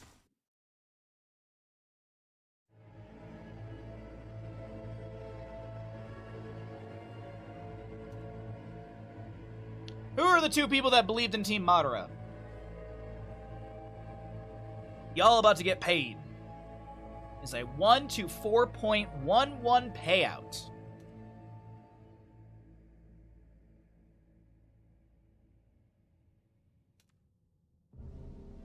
Of course, Banana loses this map. I bet on them. Same power as Caster Curse. That's why I didn't read Lazy Hydra's message out loud. I have caster bias. I just want 5 maps. That's it. I want the teams to have a good time, and I want 5 maps. So I was kind of like mentally like, please give us this 1-1 score. More maps mean crazier drafts. Welcome back, ladies and gentlemen, into the Raven Court EU League. We're here in the lower bracket quarterfinals, and we have on the left-hand side Team Madara, on the right it's Team Banana, duking it out in this best of 5. Yes, we are guaranteed at least 2 more maps. We are guaranteed at least 2 more maps. Yard! Yard, what's up, bud? No, Lard, good to see you. I showed my dad the torta you posted yesterday, and because he randomly he mentioned the torta when we were on the hot air balloon flight. Like he was talking to there was a Hispanic family, and they were just asking people because I had said stuff on the hot air balloon about like local stuff, and they're like, oh, you're local here, like can you give us recommendations for restaurants? And my dad immediately was like, is there good sopas anywhere? So happy, it's the day after, but happy Mexican Independence Day. Oh, happy Rosh Hashanah as well. That was on Saturday, right? So happy Mexican Independence Day from yesterday. No, Rosh Hashanah was on Friday. It was on Friday, right? Either way, happy celebrations for cultures. Anyways, we're here on Towers of Doom, map number 3 of the day. If you're wondering how we got here, Battlefield and Alterac were banned up by the side of Team Madara, Infernal Shrines, and Braxis Hold Up banned up by Team Banana. First map was Dragonshire, chosen by Team Madara, won by Team Banana. Second map was Tomb of the Spider Queen, chosen by Team Banana, and won by Team Madara. So we're getting into map number 3, and as the losing side, Team Banana from the previous map of Tomb of the Spider Queen, they opted for first pick priority, so Team Madara will be choosing to take us to Towers of Doom. As a reminder, both of these teams do have a Vikings player. Sven plays Vikings, Hazoabs plays Vikings. We'll see what they go into for this. Hazoabs also has an amazing Falstad that we have seen, and I've seen on his own streams on this map. So this might be the time when Hazoabs breaks out his Falstad for a map like this. I actually would really love to see that. The other thing that I'd like to see in the double soak rotations is something like a Zul or a Malthael. Zul's clear is really fast. Malthael with On a Pale Horse is really good for that double rotation. And you might be sitting there like, but Bahamut, why don't you talk about Dahaka, Leoric, Urel? All those characters were previously played. This is the Meta Madness style of draft, meaning that heroes that are picked and played are unavailable. So we've had 2 maps. That means 20 heroes are unavailable for this current draft. After this map, we'll have 30 heroes that are unavailable for the 4th map draft. And hopefully, fingers crossed, we get to a map number 5, and that's where things start to get weird because there's less than 50% of the heroes available because you also have the bands at the top of your screen, and if I'm not mistaken, there are 90 heroes in Heroes of the Storm. First pick Vikings, let's go! All right, first pick Vikings from the side of Team Madara. Now, will Team Banana go Butcher? Double soak, you mean Cho'Gall? That's a good point. Will Team Banana go Butcher? I mean, it's a meme, it's a joke, but at the same time, you could get a lot of meat off those Vikings. You scarf the torch. Dude, I looked at that photo and I stared at it for like a minute and I was like, God, that looks good. We had burgers last night. I made fries. My dad made burgers. It was really good. When we came back from the hot air balloon ride, I made pancakes for my family, and then we all sugar crashed because we had so much sugar, so we just all took a nap. Baha, question, Baha. Do you think either team is aware of the Get 20 Stop it. What if they Cho'Galled? What if they Cho'Galled right here? What if they Cho'Galled right here? What if they Cho'Galled right here? Get 20 strat never fails. Get out of town, you. Get out of town. Unfortunately, my family did leave today. I have the most chaotic, so my family was here for like 12 days. They left right before I started stream. I said goodbye to them. I started stream. They're gone. They're down. They're going down the mountain to the airport. My buddy hit me up a couple days ago, before they even came actually, and he's like, hey, I'm motorcycling across the country. I've known this guy since middle school. We went to the same high school together. I visited him in college a bunch at Central. He's a good bud. We've had plans to go to Japan for snowboarding for billions of years. So he was like, hey, I'm crossing the country on my motorcycle. Can I swing through and like hang out? I was like, actually, my family leaves on Sunday. You could come Sunday after I finish streaming. And he's like, all right, cool. So he's coming tonight, and he's going to stay tonight and Monday night. And then I was like, hey, I got to kick you up like Tuesday before I start streaming. He's like, that's cool. I got to hit the road anyways. And then I got a message from an old friend from another friend that I knew from high school. She was like, oh, do you live in Tahoe? I'm going to a concert nearby you. Maybe we should meet up. And then on Wednesday, we have a going away party for another friend who's leaving Tahoe because she's going to an effects school to go become, to do moulage. It's just like, I was like, after what, like, it's just, I just want to have a chill day. Like I told my mom, I was like, I want to have a day where I can nap and read my book and do nothing. And she's like, you'll get there. Anyway, sorry, I'm distracted as shit. My apologies. We have a main tank Uther on the side of Team Banana with the Falstead for Hazuabs, as we saw earlier. Hogger will come through. That's going to be your solo laner, I assume. And we have the Ariel as the battery for the Vala. On the opposing side, yeah, okay. More control. It's more control. The Vikings to do Viking things. You have friends? It's crazy. I know, right? How do you have so many offline friends? I really don't. I really don't. It was like everything hit critical mass at the same time. Like I was telling my mom about this, and my dad was like listening in the kitchen, and I was like, God dang it, when it rains it pours, and my dad from the kitchen was like, yep. Just oh god. All right, let's get into this. All right, I kind of got distracted there. Towers of Doom. All right, the predictions are ready to go. I will send it once we actually get into the game.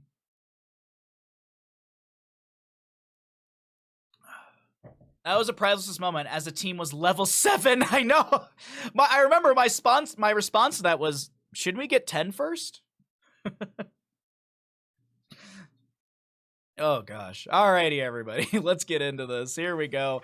Map number 3 in our first best of 5 of the day. We're looking at Team Madara. Ixer will be playing a Stukov. Madara to play that Cassia. Dalby on the Maev. Play on a Joanna. And last but not least, we've got our Sven to play the Bolog, Bearliff, and Arif. Don't know why I said that. It was so weird, but my brain just clunked. On the right-hand side in this best of 5, as a reminder, it's a best of 5. We're guaranteed this and one more map at least. Ucky with a Hogger, Banana to play that Uther. Hopaka on the Vala, Vaiksu on the Ariel, and Hazuabs playing his Falstad. Alright, I've introduced everything. The prediction has begun. I just smashed my cursor against the wall of my window, and that just screwed everything up. Anyways, Gamble's up and available. Get your prediction in. You can see the level 1s. Vala's going to be Vala's going to have Creed of the Hunter. Falstad building up his Q with the Gathering Storm. Silver Touch for the Uther. Fetid Touch on the opposing side for the Stukov.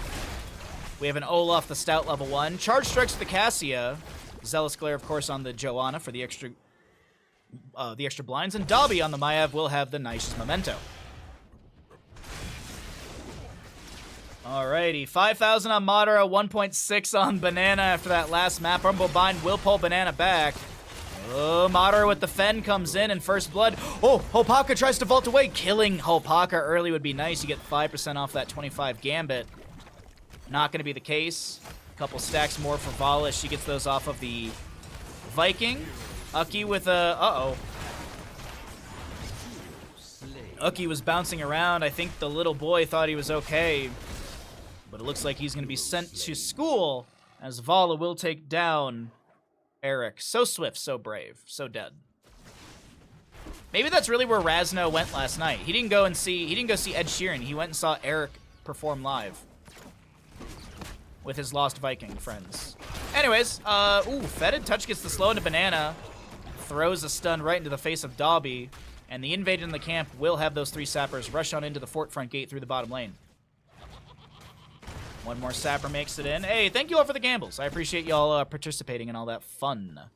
Sapper camp in the top lane, though, will be the priority from the members of Team Banana. At least Ucky and Falstad or Hazuabs are working on that. Sven might lose a Viking in mid.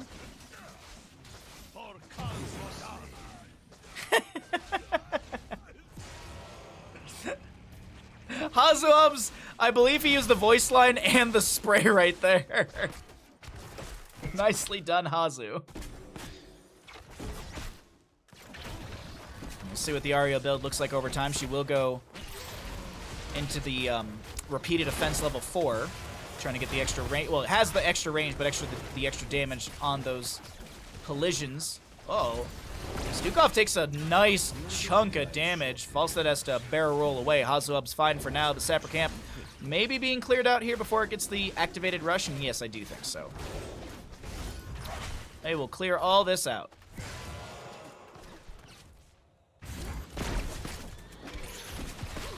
Did Hopaka just make a massive mistake for that burst of damage into Stukov? Doesn't look like it. Triple Altar Phase will be coming up. Vikings on the top left might get harassed here by Falstad and Hogger. We have Maev going for the bottom lane channel. Falstad being poked at by Sven. Oh, Sven with the delay onto Uki, so Olaf gets this for free. Eric will be sacrificed. They delay out the objective on the right-hand side, keeping Hogger out of lane. That allows Balog to soak up top. Olaf gets back into mid.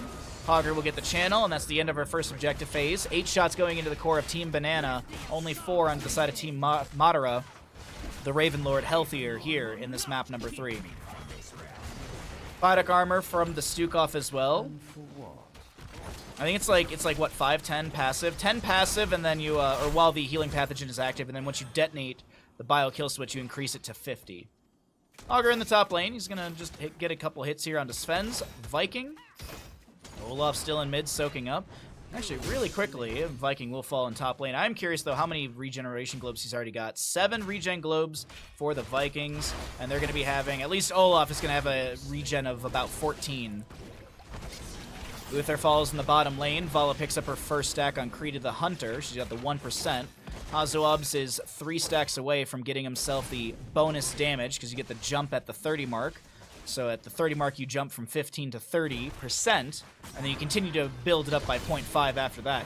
Hazuabs tries to barrel roll away. The Umbra Bind is good from Dobby, and the Fen comes through. Cassia, Madara gets the kill.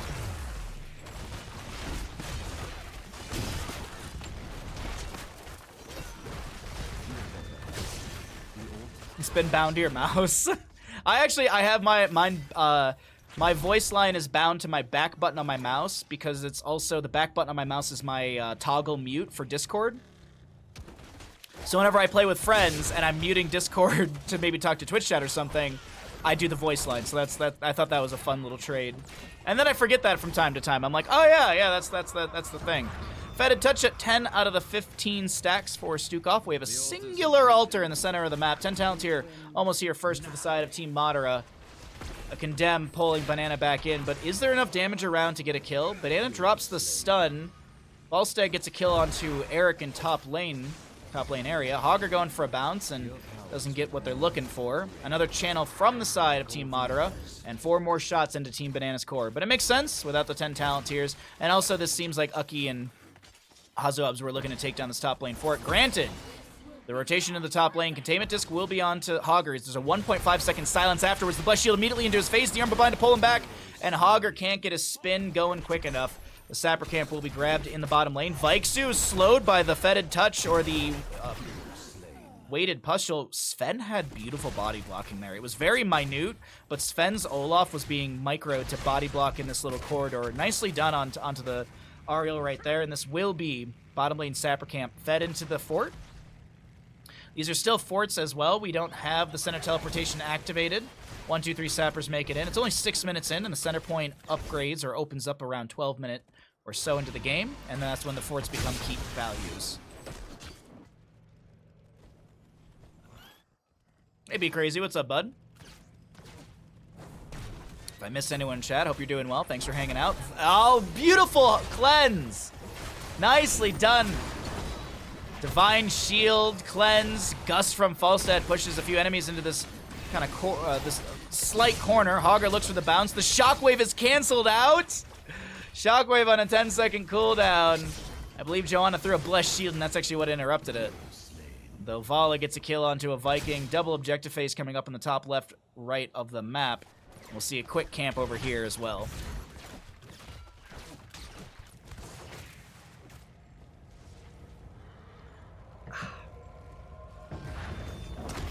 Shockwave from the bush. That's a nice pick off into Stukov.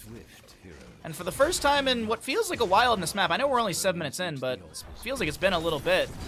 We will have a kill coming out from Team Banana. Vikings get the left side channel, Hazuabs gets the right, and those will be traded shots 4 for 4. But it is 32 to 24 in core HP. Granted, this is Towers of Doom. It's anyone's game. I mean, we've had tons of games where it seemingly just flips all of a sudden. Vala continuing to poke out here and there, keeping her hatred going up. She has not fallen. She has not died, as you can see on the bottom of your screen. So she's got full gambit. She's at she's nearing 2%. Nearing the 2% on the hatred's damage bonus per stack. Red team has destroyed. Top fort will go down, but the bottom will be traded in this moment. Vikings are still in the top lane just to try and get the conversion once that does happen. Dobby actually jumps forward looking for more, but it doesn't seem like there's anyone kind of floating around to defend, or at least to step back in. Double objective phase coming up next. We have Hazuab's chilling, pushing things up, trying to get these sappers over the wall. But 3 Vikings are here. Hazuab's got to be a little careful. Going to back off towards his fort front gate. The Vikings have a spin. Ooh, jump from the Vikings as well. That allows the wave to creep up a little bit. Oh, there's one sapper. Can they save it in time? Yes! They managed to clear out all the sappers, but they lose 2 Vikings. Sven still has play again. No, he doesn't actually. It's 20 seconds off. I did see the Joanna Blessed Shield was utilized in this bottom lane, trying to set something up underneath these tower shots. Maev's containment disc as Falstad flies in. Shockwave onto the Cassia, but that's going to be a Stukov in the bush. Stukov's in the bush. The Hogger gets a spin out. The massive shove doesn't connect, and the heal is okay from Uther. Woo-hoo-hoo. Sappers in the bottom lane. It's 4 for 4 in shots, but we do see traded bell tower control in the top and bottom. Hogger staggering below, pushes back the wave. Divine Shield forced out onto Vala, and it seems like with that active, the members of Team Madara back away. Hazuab's going for the channel on the mid altar. We already have Eric on the bottom. They should have 1 delay onto Hazuab's. There's a stun from Uther immediately. Sven goes for the channel. Viking in the top lane. We have Balog actually working on the fort up here, trying to clear this out quickly. Blessed Shield into the Vala. She's going to vault into the bush, trying to break some vision or line of sight. Maiev is going to get Detainment Strike into the wall, and she does fall. Massive shove from the Stukov. A little anti-synergistic with that Valkyrie. A Viking does go down, and it seems like with the Containment Disc expiring soon, they should have the channel on the side of Team Banana for this objective phase. But overall, it is still Vikings soaking up. It's a level lead to the side of Team Madara, and it also is going to be 28-20 in core HP. An 8 difference.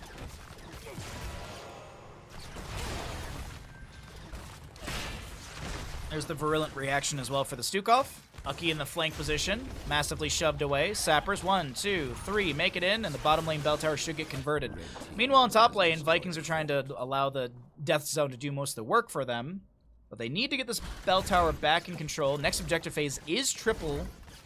They want to, if they're going to trade anything, they want to make sure at least it's 4-4 and not 3-5. 16 Talontier here is going to be a spinny shooty shot activated by Holpaka. Shockwave connects onto the Joanna, onto Madara.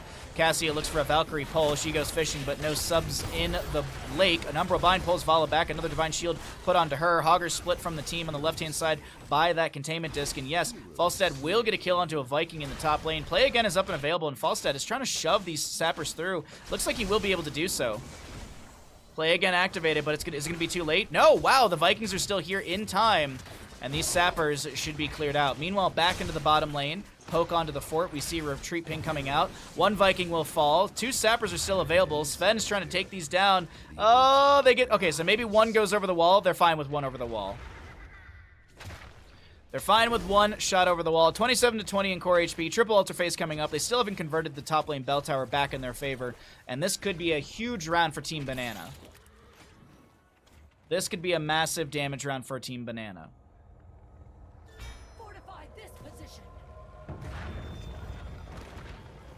Let's check some vision here really quickly between both sides. Capture the altars quickly, heroes. 75 stacks for the Falstad, 106 for a Hogger's level 4, 153 on the Vala. As a Viking gets chased down in the top lane by Hazuabs. We have Olaf on the left to get the channel on the objective. That's 3 shots in. Falstad should get 5. And, sorry, it was Olaf gets the channel. Balog is trying to take down the top lane bell tower. So it's 22-17 core HP. Top lane should get... Oh, he's fine. Yeah. Actually, he doesn't have a minion wave here with him soon. Let's focus in on the fight. Containment Disc goes out. Blessed Shield was used as well. Sven gets interrupted by Falstad. Hazuabs doesn't continue to chase.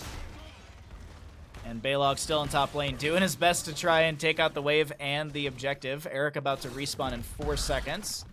Play again from the Vikings is up, so they could convert the top bell tower and then call the Vikings down from the Olaf. Okay, so they do get the bell tower in the top.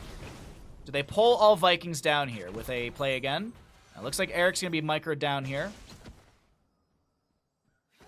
And Balog will continue working on top lane. Vala with a few hundred HP gets the Divine Shield in time from Uther. Containment distance just shy. Gus from Falstad throws back a Hammerang, trying to delay out Sven. He has the Large and in charge, right? Yeah. That's a little stun onto Hazuabs. It seems like the zoning is okay.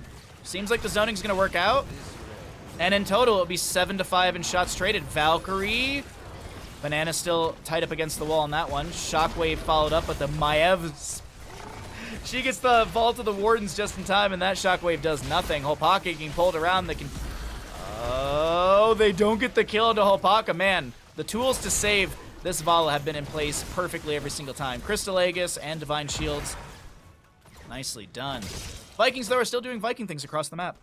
Heroes, I have opened a tunnel near. And actually, really quickly, there's the upgrade onto our towers, as well as the tunnel opening up. I want to check the Viking regeneration globes. 52 globes currently, just about 30 regen per second for these Vikings. 30 HP per second. Umbra Bind pulls Banana back in. Massive Shove pushes back Ucky, who gets the bounce off of the fort. Large and in charge gets the stun onto Vala. Divine Shield 10 seconds away. Crystal Aegis 19. Okay. Oh no! Balog will fall in the top lane.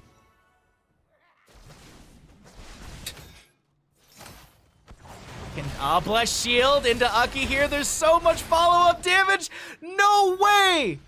The spin is good, and the little boy lives. Fury of the Storm for the Vikings. Radiating Faith Joanna. Shadow Orb Huntress. That's gonna be... Okay, Crystal Aegis. Divine Shield is still up and available. Gus from Falstad pushes back, but this is down a 20 talent tier fight. Do you really want to be going for this Shockwave flank from the Hog or Staggering Blow? Yes, they do want to go for this Divine Shield on the Hogger. He gets a bounce through. That kill onto Stukov is massive. Sappers in bottom lane. Will they make it over the wall? Seems like they got a ways to go, and I do think this will be traded. This is just going to be traded. No way, they're going to trade boss? They see Falstad, they see Ariel on the opposing side, they just see some Vikings, but they have to assume this is going to be boss trade. And actually, the trade is still in favor for the members of Team Madara. They only take 3 shots, dealing out 4 to the enemy core. Alright.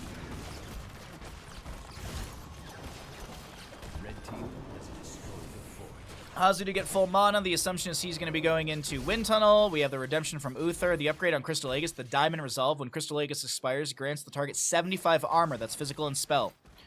Upgrade on Shockwave for the Hogger as well. The Power Spike. Hitting enemy heroes with Shockwave reduce their armor by 15 for 4 seconds and grants 20 rage. There's also a passive. The Valkyrie comes through from Cassia. The Subdue is done by the Joanna. They get the kill onto Uther, but he's got redemption. That golden swirl around his head.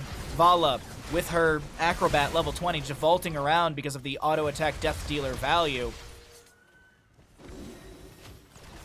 But the passive for Hogger, Rage cooldown reduction, affects Shockwave cooldown as well. Maiev looking for an Umbra Bind. Fan of Knives do go out. We also have the Eloon's Wrath. That's why you see those little stars falling here and there. A Viking in top lane will be pushing up onto the fort, or the keep actually. Has to back away, but the Fury of the Storm allows the Vikings to clear things quite quickly. And as a reminder, each Viking gets their own charge. The Titan's Revenge on the Cassia level 20. It's going to be the Bio-Explosive Kill Switch onto that Stukov. Alright.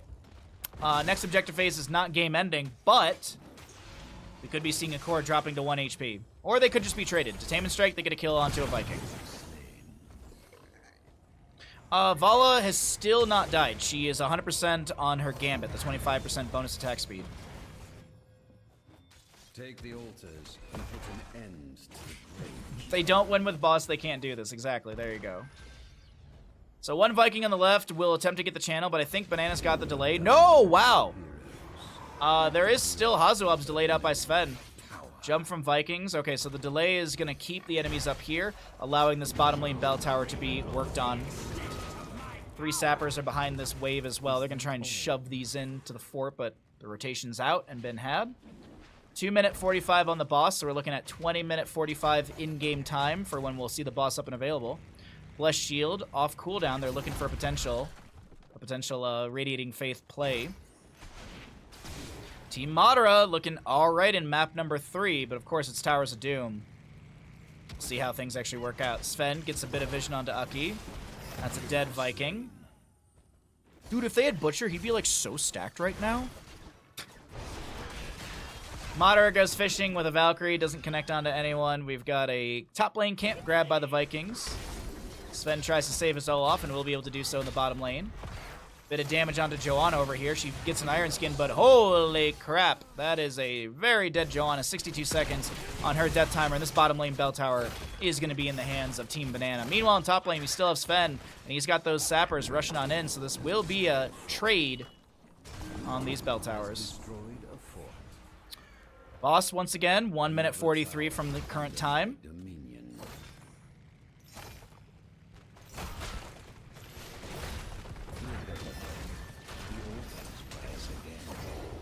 Double objective phase. Viking is just chilling in top, pushing things back. We have Sven, Olaf with the jump.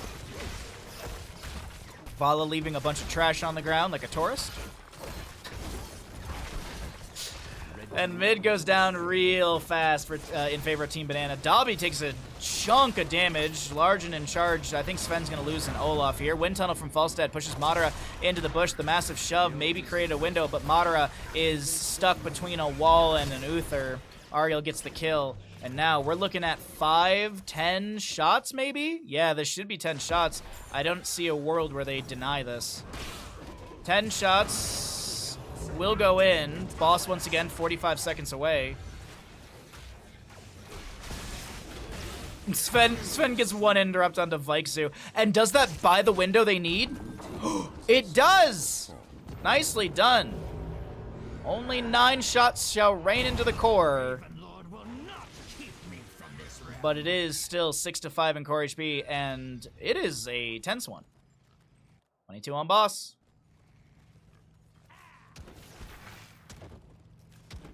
Tell me you're from a tourist town without telling me you're from a tourist town. What's up, Cass? How you doing, bud? Good to see you today. Hope you're having a fantastic Sunday. Hope you're all having a fantastic Sunday. Containment disc into the Hogger. Let's see if there's anything to be played off of that. Doesn't look like it. Sapper will be cleared away, and there's nothing to be shoved over the wall. Actually, that first round of Sappers cleared away. Now there's another round to be coming in, but they're going to poke this down, I do believe. Joanna stepping in with the Condemn, trying not to pull them in. Speaking of pulls, we had a Valkyrie attempt onto Hazuabs, but he was able to create some distance. Cassia poking here and there onto Holpaka, who's got 230 stacks. And as a reminder, Vala has not died. She's actually got 69,000 heroic damage. Can we get some nices in chat for Vala here? Can we get some nice for Holpaka?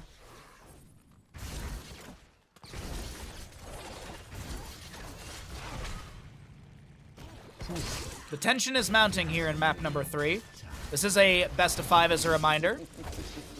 So we are going to still have another map after this, but the team that wins here, obviously, they'll have a map advantage, potentially getting a setup for a 3-1 victory. Or we head into map 5 down the road.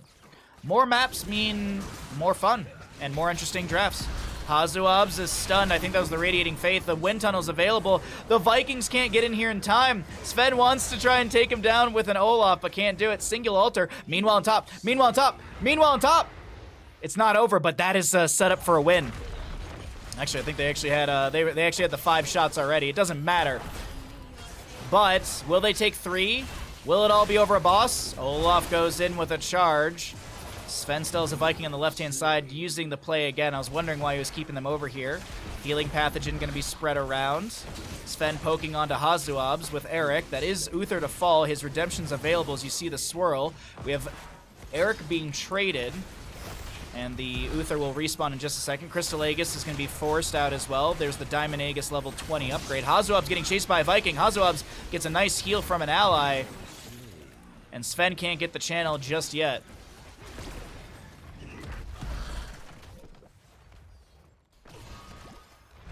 Woo, they know this is GG if they don't win this.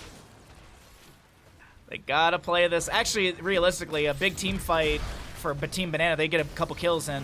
they're able to take this and boss and take the map. Wind Tunnel from Falstad in the flank position. It's going to be onto Stukov. There's a number of bind pulling Vala around. She gets multiple vaults away. Massive shove from Stukov doesn't connect, and he will go down. They're trying to make a trade happen here, but can they actually get it? Sven looking for the channel once again, but he'll be interrupted. Hazuab's going for this. Sven interrupts once again. Dalby on the low side of the map is able to back away. There's no Vikings available. Eric will respawn in 3 seconds. Hazuabs gets the channel. That's 3 shots in. It's 3-2 in core HP. Boss wins it. And it's 38 for Stukov. Wind Tunnel down for 22 seconds. They have to know that that's got to be off cooldown.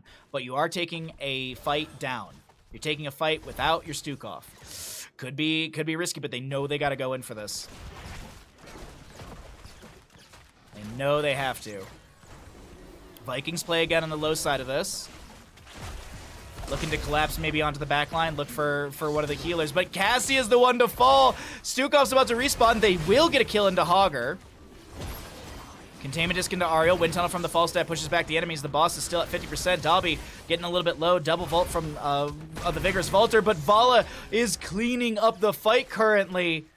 So far with the double kill, the Manticore, the Vault Forward, the Death Dealer. Sven's gonna lose. No, he won't. The boss still, it's back to full HP. They're gonna go for this once again. Stukov is here. A Viking goes to top lane. Are they gonna try and shove 3 sappers in? Ooh, no, I don't think that's gonna even work out. That is a dead Stukov, and I think this is going to be the map over the side of Team Banana. They fought so hard for this. Man, Team Banana clawed their way back into this one. Team Banana clawed their way back into this one. A well-earned victory, a patient play. Vala's gonna finish out her stacking. She's 1 stack away. There you go. Vala's done, and she never died once. GG, well played. Joanna comes in. She's gonna try and make something happen, but yeah, she falls as well. GG, well played, and map number 3 goes over to the side of Team Banana. Nicely done. A fantastically fun Towers of Doom. Ooh, that's the games we like to see.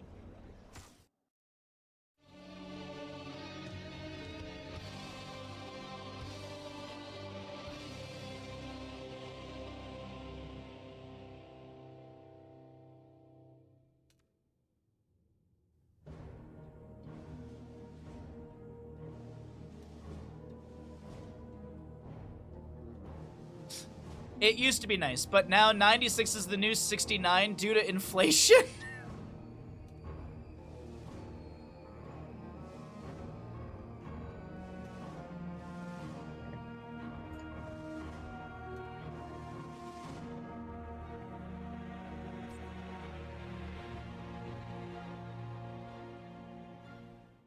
Welcome back, ladies and gentlemen, into the Ravencourt EU League. We're here in the playoff bracket for the lower bracket quarterfinals. Loser of this series ends their run through the Ravencourt League. The winner of this series will continue on to the lower bracket semifinals this Saturday. Or next Saturday, this Saturday, depends on, how your country organizes your days of the week.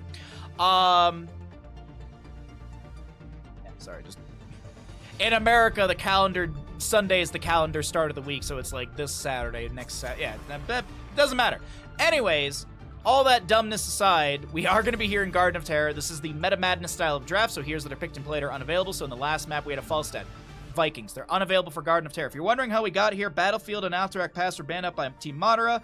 Inferno Shrines, Braxis Hold Up, banned up by Team Banana. First map was Dragonshire, won by Team Banana. Second map was Tomb of the Spider Queen, won by Team Madara. We just saw Towers of Doom, which was our third map, won by the side of Team Banana. And now we're going to Garden of Terror, the members of Team Madara opting for first pick priority, and that means that Team Banana has to choose the map. That's how we got here. We're here in Garden of Terror, and we've got 30 heroes already banned away from the picks and plays. Of course, the ones at the top of the screen do not add to that list. If you would like to check out more about the Ravencourt, use !Raven. If you'd like to check out the prize pool, you can still follow the second link in that !Raven. Last last but not least, if you're watching here on Twitch, be sure to drop a follow. At least costs $0. Helps us out with followership. Numbers are always important because that's what sponsors give a crap about. You also get yourself a great streamer that streams 6 days a week, and I average about 6 hours per stream. If you're watching over on YouTube, be sure to like and subscribe. Thank you all so much for hanging out with me. I really do appreciate it. I know there's a lot of people you could be watching right now, and I appreciate you coming to our little corner of the internet. And by I say our, I mostly mean Bandit's corner of the internet. I just happen to be here, and I happen to have thumbs. I can just open up doors and treats for him. Let's get into this, though. We are through our ban phase, and Abathur, Tracer, Samuro, and Mal'Ganis will be banned away. I do believe there's a draft sheet somewhere that I could be looking at, but it's a first pick Medivh. What?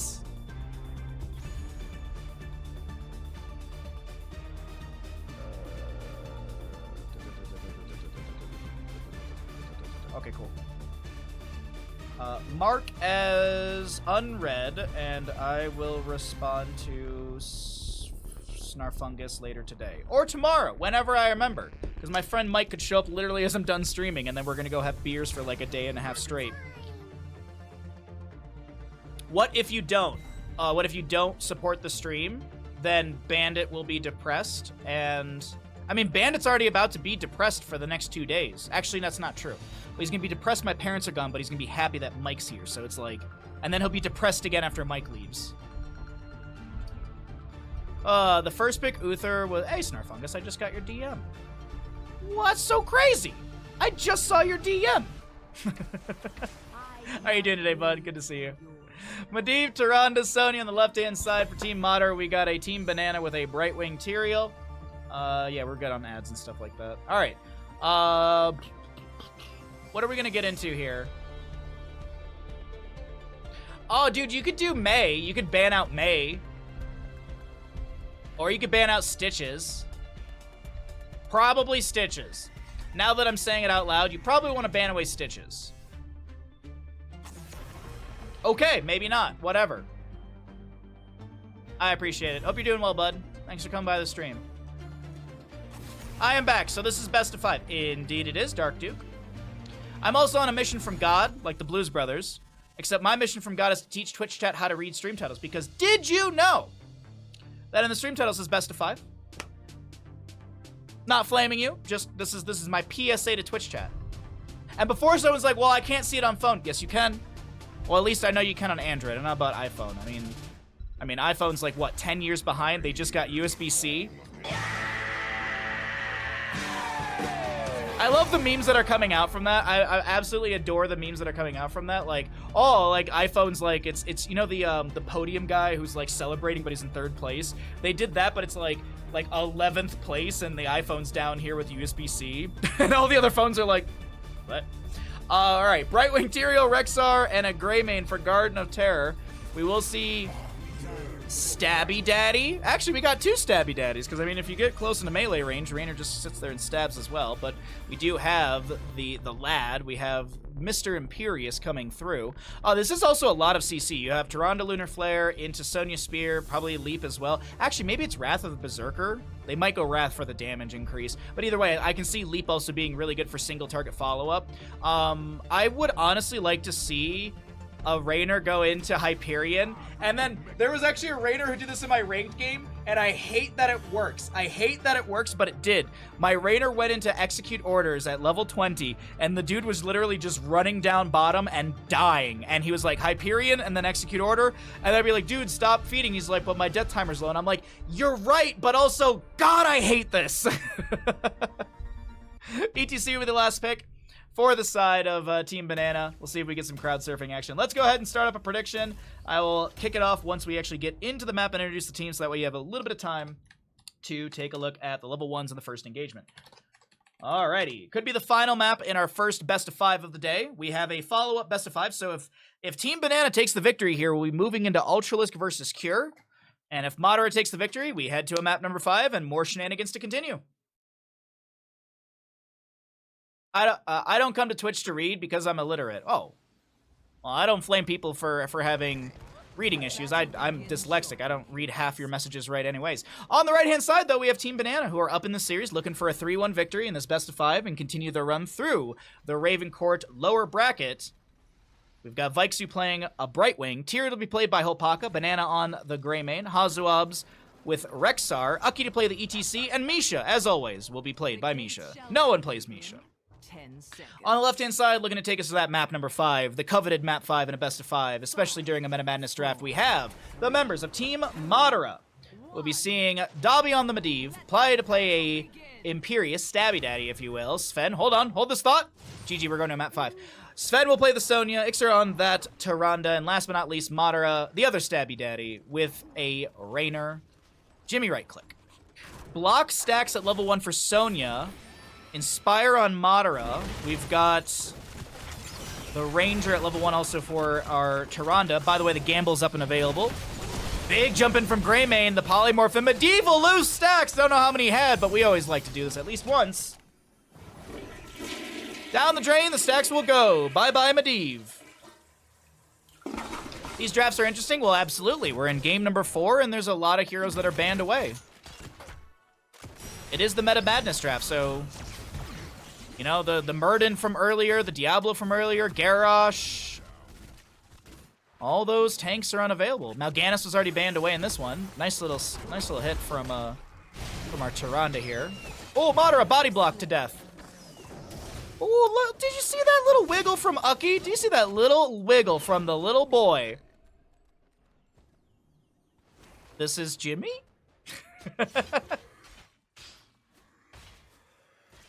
Who put a question mark on the teleprompter? You know they just read whatever's on there. A power slide. Right into the Imperious. He pops his Molten Armor. He sticks around for the time being because he's got a rotation from the Medivh.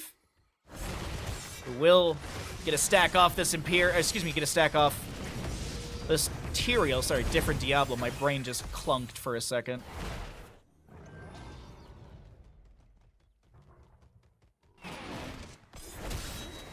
Imperious, Celestial Charge, followed up by that Lunar Flare from Tyrande. That's what I was talking about in the draft. I love the layers of just lockdown. And then you also got to keep in mind, Tyrande also has her trait for the Huntress Mark, which is going to be, I always forget how much it is. Non-structure enemy reduce their armor by 15 for 4 seconds. There you go. And the cooldown on that, I always forget as well, is 20 seconds. Okay.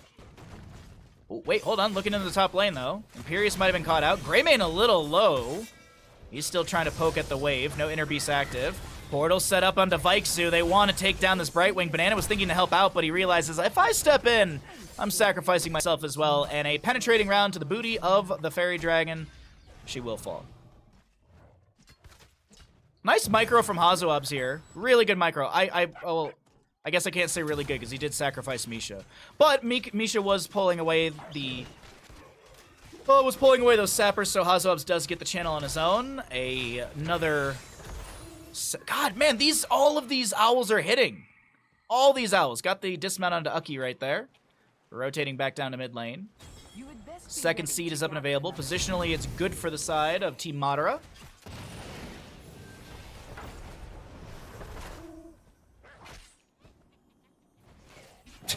I can't tell if it's Jimmy if he doesn't tell me. You definitely know it's just Darlin. Penetrating round to force back the Tyrael. The portal set up. Imperious Celestial charging. Allowing himself to get away. Double checking through the portal. We do have the Raven Familiar level 4. Raynor Madara just gonna pepper into Hopaka here, but Hopaka's like, I got some autos, I'm just gonna keep this coming through. As long as our Tyrande keeps autoing, she can keep healing, and maybe Hopaka might have made a mistake in all of this, and I do believe this is a mistake from Hopaka. I don't think you're getting any sort of trade, and I don't think you're gonna be making it out of here alive. Wait, oh wait, hold on, Madara, no! Remind yourself that overconfidence is a slow and insidious killer. Oh, how unfortunate. What an unfortunate series of events to take place on the screen in front of you. Dobby, no!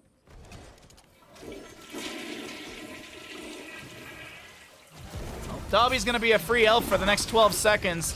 as this Imperius is doing his best to kind of back away, waiting for his allies to come in. Phase shift from Brightwing to bolster the HP. We have the Madara back into the team fight. This is Jimmy getting some great pepper into ETC. They want to have barbecue for dinner, but it doesn't look like that'll be on the menu. Sven gets the channel, and it's 1-1 in seeds for both of these teams. Owl kill GG. Exclamation owl. Give me 1 second. I need to throw out my tea bag. Wait, are they going to invade the camp? Let me set up over here. Portal to go for banana. Sorry. I'm trying to throw up my tea so I can drink it. Or throw out the tea bag. Medivh is getting like a little low once again. A phase shift into banana to bolster his HP. 10 talent here on the horizon. You know the dealio. We like to cycle through those numbers. And Madara starts the camp. Still have good... yeah, Madara can do this camp and still make the rotation. His allies can delay things out. And there's still sappers around, so it's not like you gotta be there immediately. It's not like Cursed Hollow. Whoa, whoa, we got Sven around the objective. Dalby was trying to shark around to steal away a camp, maybe. Yeah, so they're gonna just trade the seed for a camp in top lane. Okay. It's also 10 talents here to the side of Team Banana. I think 10s will be gained off of this camp. It is Wrath of Berserker from the Sonya, so no leap. Hyperion for the Rainer. Shadowstalk on... okay, she popped it down here. I was just looking around the map where Sonya was. I thought she was fighting. Shadowstalk for the Tyrande. Are we going to see Wrath of Angeus? It is Sky Suplex from Imperius. He's going to go for some abduction, but got to be careful that you don't accidentally grab the Misha. Celestial Charge, but it's going to be, unfortunately... little anti-synergistic right there. Imperius, the power slide from ETC delays out Imperius, and Banana is gonna be punished. Banana dives in, Celestial Charge right in the bush, the assist ping coming out as well. Oh man, that is real rough. It is a Judgment Material, by the way. We didn't talk about that, but Judgment Material, Moshpit ETC, Hyperion, as I mentioned earlier. There's the Judgment onto Rainer to get into the back line. Madara, I think he's going to get caught out here. Penetrating round won't save. Whoa, wait, hold on. Celestial Charge followed up.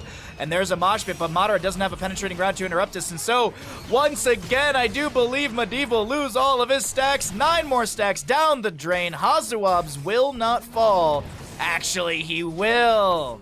And Imperius, does he manage to get away? Tower shots are...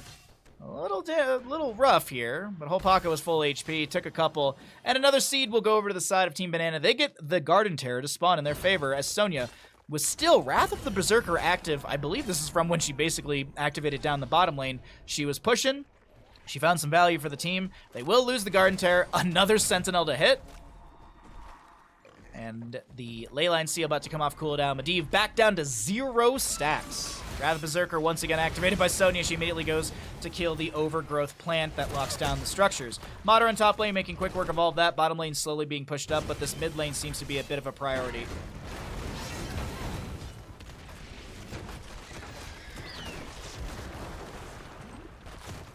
Oh, I did not let that tea steep long enough. Or maybe I just drank so much of the same tea, it all just tastes the same now. Madara gets a portal out from Dobby, but ETC comes around the corner with the power slide. Madara dips back into the portal, and he's A-okay, but a Leyline Seal only hitting ETC. Excuse me, that was a Cursed Bullet into play. Sven once again, just doing Sven things in bottom lane. Still soaking up for the allies, keeping that experience coming in. 13 talents here, slightly faster. The team actually with less kills, but of course, as I mentioned, Sonya just doing Sonya things. She's doing camps constantly. Queen Nightshade, she's about to spam a bunch in chat.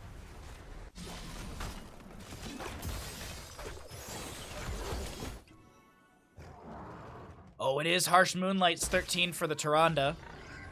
Movement speed and damage reduction by 30%. You also have the model reduction. Rainer will be going in to line him up. So probably paint him red at 16, right? Well, Paka's out here. Does he have this Sword of Justice? Yeah, he does. Okay, so he's got the dipping and diving, and hold on, he's fine. Didn't see the phase shift activated up from Brightwing. 3 stacks on Medivh, by the way. 4. Oh my god, he's got 4 stacks. They're gonna look for a Misha kill really quickly. I mean, hey, it's free experience. It's a quarter kill. Half a kill? Sorry, no, it is quarter kill. Sorry. Misremembered. D.Va's mech is half a kill. And she's the other half. Boombox down from ETC's got the cooldown reduction. Imperius is stepping in here, but was it too aggressive?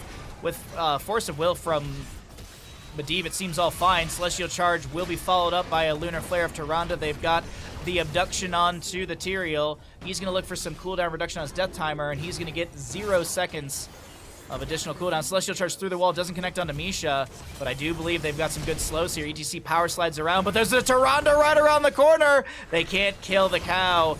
Misha will be picked off once again. Another seed to spawn on the bottom left, and it honestly feels like things are going pretty good for the side of Team Madara in this map number 4. Are we looking at the illustrious map 5? It's plausible. We'll have to see if it's possible.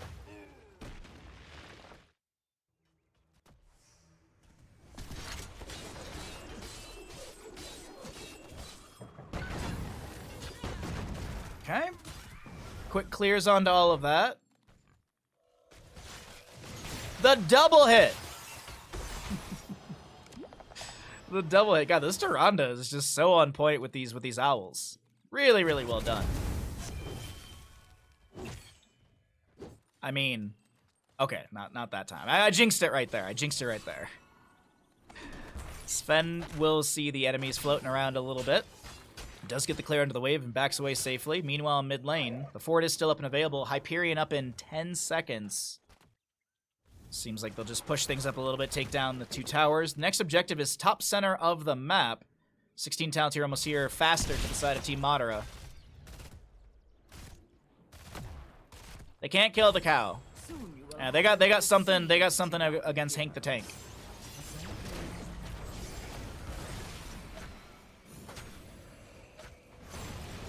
Hank and his cohorts. Madara, they're setting up for a bit of a bush party here. So Medivh's got the vision for them as well. Tyrande's slapping with another owl. Even talent here. Sonya's still chilling around the objective area. She's got Wrath of Berserker up in a bit. Actually, all heroics are off cooldown. Every heroic is ready to go. Raynor's in bottom lane. He's using Penetrating Round to push up the wave closer to the towers. Is Madara giving? Are they giving? With Raynor in bottom, it feels like they're just going to give this. Imperius in mid as well. Granted, it actually, I mean, you still, as I keep saying, you still have the Sappers, you still have Medivh poke. Leyline Seal's up and available. I think it's Temporal Flux at 16 for the Medivh, so he does have that cooldown reduction. No channel on the objective.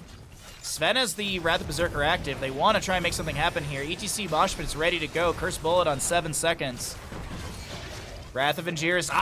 They don't get what they're looking for. Uki getting really low here. Big Celestial Charge. And the mosh pit's right around about to happen. Tyrande has an immediate Lunar Flare. ETC getting low, and it is going to be Barbecue by Medivh. And Tyrael back into mid lane. Portal up as well. Viksu's the target, but the Blink Heal available to Banana gets them out just fine. And this camp will go over to the side of Team Madara as well as Garden Terror in each lane. Whew. Okay. By the way, we don't see this talent very often. Activate to teleport to an enemy that has been marked by Valor's brand and gain 25 armor for 3 seconds. I don't see this talent very often. It's fun. Oh, Queen, Sport Queen, could you not spam, please? I mean, I could just turn off the chat, but what's the fun of that?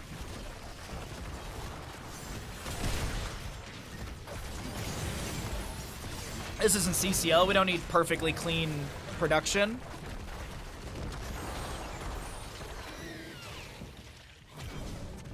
Finally, hamburgers with that quality meat, that quality grade A ETC.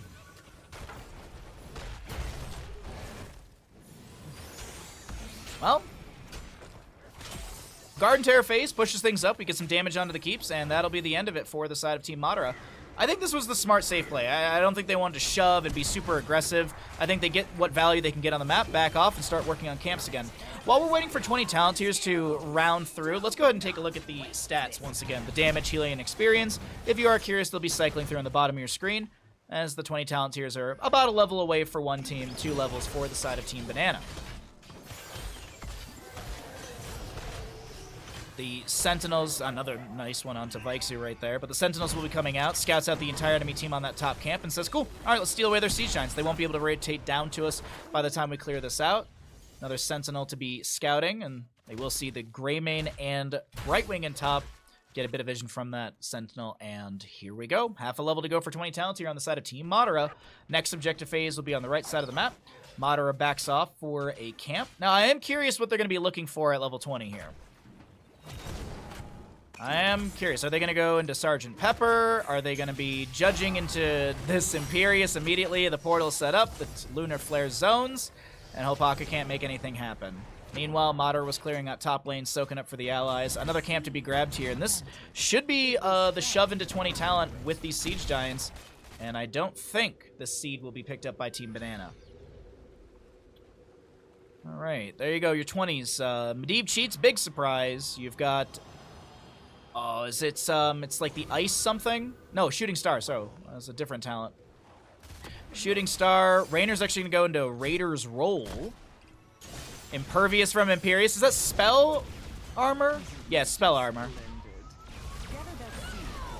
And Ignore Pain for Sven here. Pops Wrath of Berserker. Misha with the charge immediately. There's going to be a Wrath of Angiers onto the ETC. He gets slammed right into a Lunar Flare. Tries to power slide away, getting hit with the Ley Line Seal from Medivh.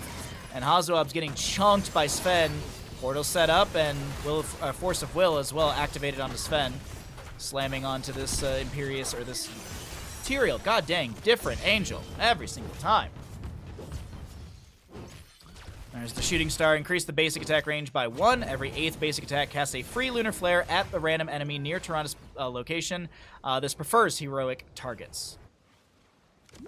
What does that move Tyrannus' range to? Is it 7 something? It's 7 something. It's 7.0. Red team's core is under siege. Another slap from... God, these owls are chunking for maybe like an 1/8 of some of the health bars. Portal set up. Sven wants to go in. They're looking at Hopaka. Actually, they're looking at Misha for some damage. The 20 on Jimmy's really good. Adrenaline Rush grants Unstoppable and continues healing for an additional 2 seconds. The additional duration ends upon reaching 70% health. Don't see it very often. But Madara, Team Madara, they're playing this slow and safe, and I think this is actually exactly what they need to do. Play this slow, play this safe. 21 stacks for Medivh, by the way. He still hasn't finished. No flame to Dobby, just pointing out. Invisible Friends will be scouted out a bit. Siege Giants for the mid lane, and here we go into another team fight. Round of Seed. ETC getting hit by a Sentinel. Hopaka jumps in for a bit of damage. They try and read the return location in time with a Lunar Flare. That's a Leyline Seal into the back line. We have a Imperius with a beautiful Wrath of Angiers. ETC power sliding through. Is he going to look for a Mosh Pit target? Medivh goes down. He loses stacks again. Rainer falls as well. Oh no, is it falling apart on the side of Team Madara? Not sure. Not sure about that, but Medivh unfortunately has lost all of his stacks again. Catapults in bottom and top are dealing great damage to these keeps as they do fixate under the structures, but Greymane's made it back, and so has Hazuab's. They'll be able to save these, and Garden Terra Seed goes over to the side of Team Madara. They won't have the summon, but they're just around the corner from it. Medivh lost stacks again. Youch. So they see the rotation. Yep, there's the danger ping coming out. Imperius wants to go for the top right camp. All right, what is the, what's the, oh, hold on one second. Let's get the vision of them. So they see that camp. Swapping sides. They don't know where the enemies are. Actually, they have to assume, uh-oh. Are you ready for it? Tyrael and Imperius discover each other. Little 1v1 action going on that one. Imperius can use Celestial Charge, gets over the wall. Tyrael tries to chase in, but he's going to tank tower shots, and you don't really want to be doing that. Phase shift from Brightwing. Fight still breaking out around this mid-fort. This is really aggressive from Team Banana. Was this way too aggressive? Seems like it's fine for now. Wrath of Angiers only grabbing onto Misha. Tyrael able to back away, but meanwhile in mid lane, Siege Giants have arrived to the core, and catapults are here. Oh no, the Siege Giants, big butts in the way. Seed And keep in mind, this goes up as far as your current minion wave. Minion wave in bottom, far up. Minion wave in top, far up. These Garden Terrors are going to spawn deep into the lanes. This could be the win condition Team Madara needs to go into a map number 5. Sonya goes onto Uki immediately. The Lunar Flare, I think that might have been the... Oh, hold on. The Deep cheats. They're going to look for the Brightwing. They find only the ETC. Curse Bullet immediately out as well. Sven gets a nice heal and a Force of Will. This is looking positive for Team Madara to take us to that map number 5. Core has already lost 1%. We've got 2 Garden Terrors here. Medivh portaling around. The core is dropping rapidly. And ladies, gentlemen, Murky Mains, we're going to a map number 5. GG, well played.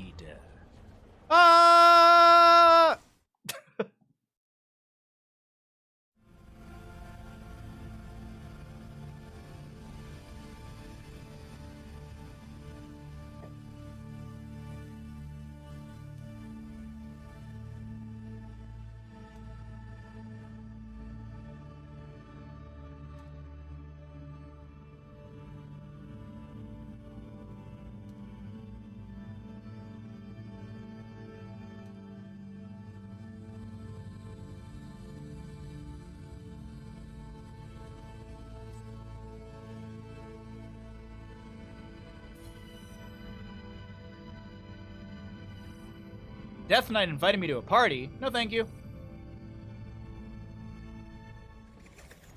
Welcome back, ladies and gentlemen, into the Raven Court EU League. My name is Bahamut. On the left-hand side, we're looking at Team Madara. And on the right, it is Team BananaH. We are in the lower bracket quarterfinals. Winner of this series goes on to the lower bracket semifinals. Ouch. Weird pain in my neck. Winner of this goes on to the lower bracket semifinals, which will be this Saturday. That'll be the first best of 5, I believe. No. The first best of 5 is the upper bracket final, then it's lower bracket semis. And then on the 24th is the lower bracket finals, and then the grand finals. The grand finals, by the way, will be a best of 7 unweighted. So you'll have a full best of 7 series. The winner, or the team that comes from the upper bracket, they'll have map pick and first pick priority for game number 1. Let's get into Sky Temple. This is the Meta Madness style of draft. If you don't know what that is, great news. I've got you covered.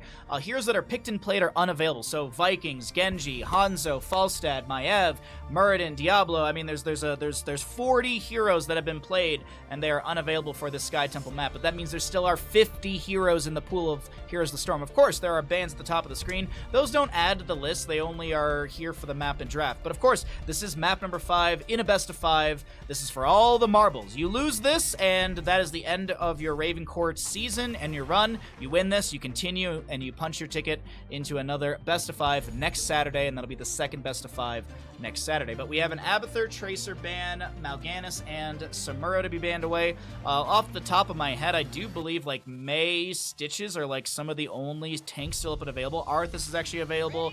We probably have Varian up in as well, but you know what? I didn't consider the realest of all tanks is Sergeant Hammer to be first picked on the side of Team BananaH. 5 maps. Time to see which GM is good at variety of heroes. Yeah, we'll see how deep the pool goes. See how deep the pool goes. Sergeant Hammer starts things out. I'm like Rhaegar's up and available still. Morales is up and available still. Actually, Morales Hammer could be like crazy good. White Mane Li Ming out the gate. So they want a lot of poke potential into the Sergeant Hammer.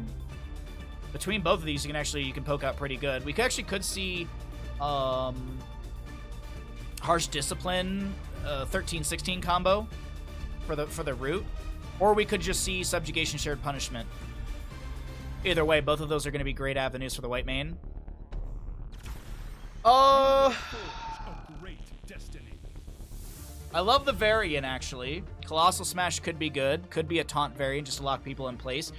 Wandering Keg Chen is what I'm anticipating for boss control, camp steals, Chen just mobility. It's just, yeah, Wandering Keg can be good. But we also could see the Storm, Earth, and Fire. Chen takes a huge bar of stagger damage. You pop the Storm, Earth, and Fire, hopefully uninterrupted, and then you basically self-cleanse yourself. Kerrigan to be banned away. Don't want to deal with her Ravage and Dive and Aggression. Also keeping, pulling people into Varian or following up the Varian lockdown, keeping people within the Sergeant Hammer umbrella, as we like to call it. This is going to be another ban, though, from the side of Team Banana. And, what do you want to get rid of? Maybe they get rid of the Mei here, get rid of her blinds, because Mei can throw the snowballs out and blind the Hammer, and that could be a good tool to allow Team Madara to step into these team fights. So I'd like to see a Mei ban, but it's actually going to be Zul. Zul does offer up he can force the Sergeant Hammer to go into Siege Tactics level 4 and force the cleanse out constantly with Bone Prisons. Also, Zul push potential is really good. His team fight around the objective areas are fairly strong, so I don't mind that ban whatsoever. But what do they want to lean into currently? Neither team has... Actually, excuse me, well, this team doesn't have a main tank, and we don't have a healer on the side of Team Banana just yet.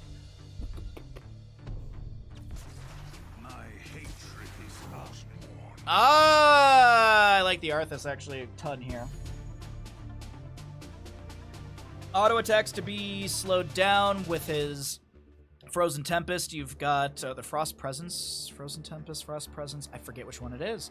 But you also have his Howling Blast for Roots, and that could be keeping Varian in place. Could be Sergeant Hammer locked in place for Illidan to then stick on top.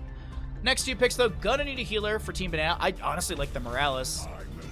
But I forgot Rhaegar's up and available, and Ancestral Healing is stupidly good. They could go Bloodlust, but I think it's Ancestral, realistically.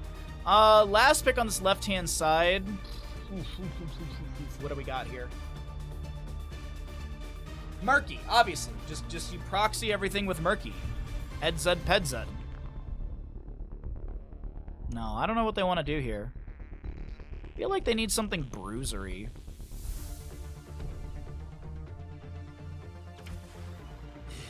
Double Mage.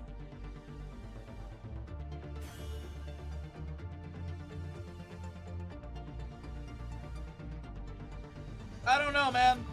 I don't know whose draft I actually like more. I'm really uncertain about this. Well, let's go ahead and swap us into the casting screen, and I will get us loaded on into game number 5. Map 5.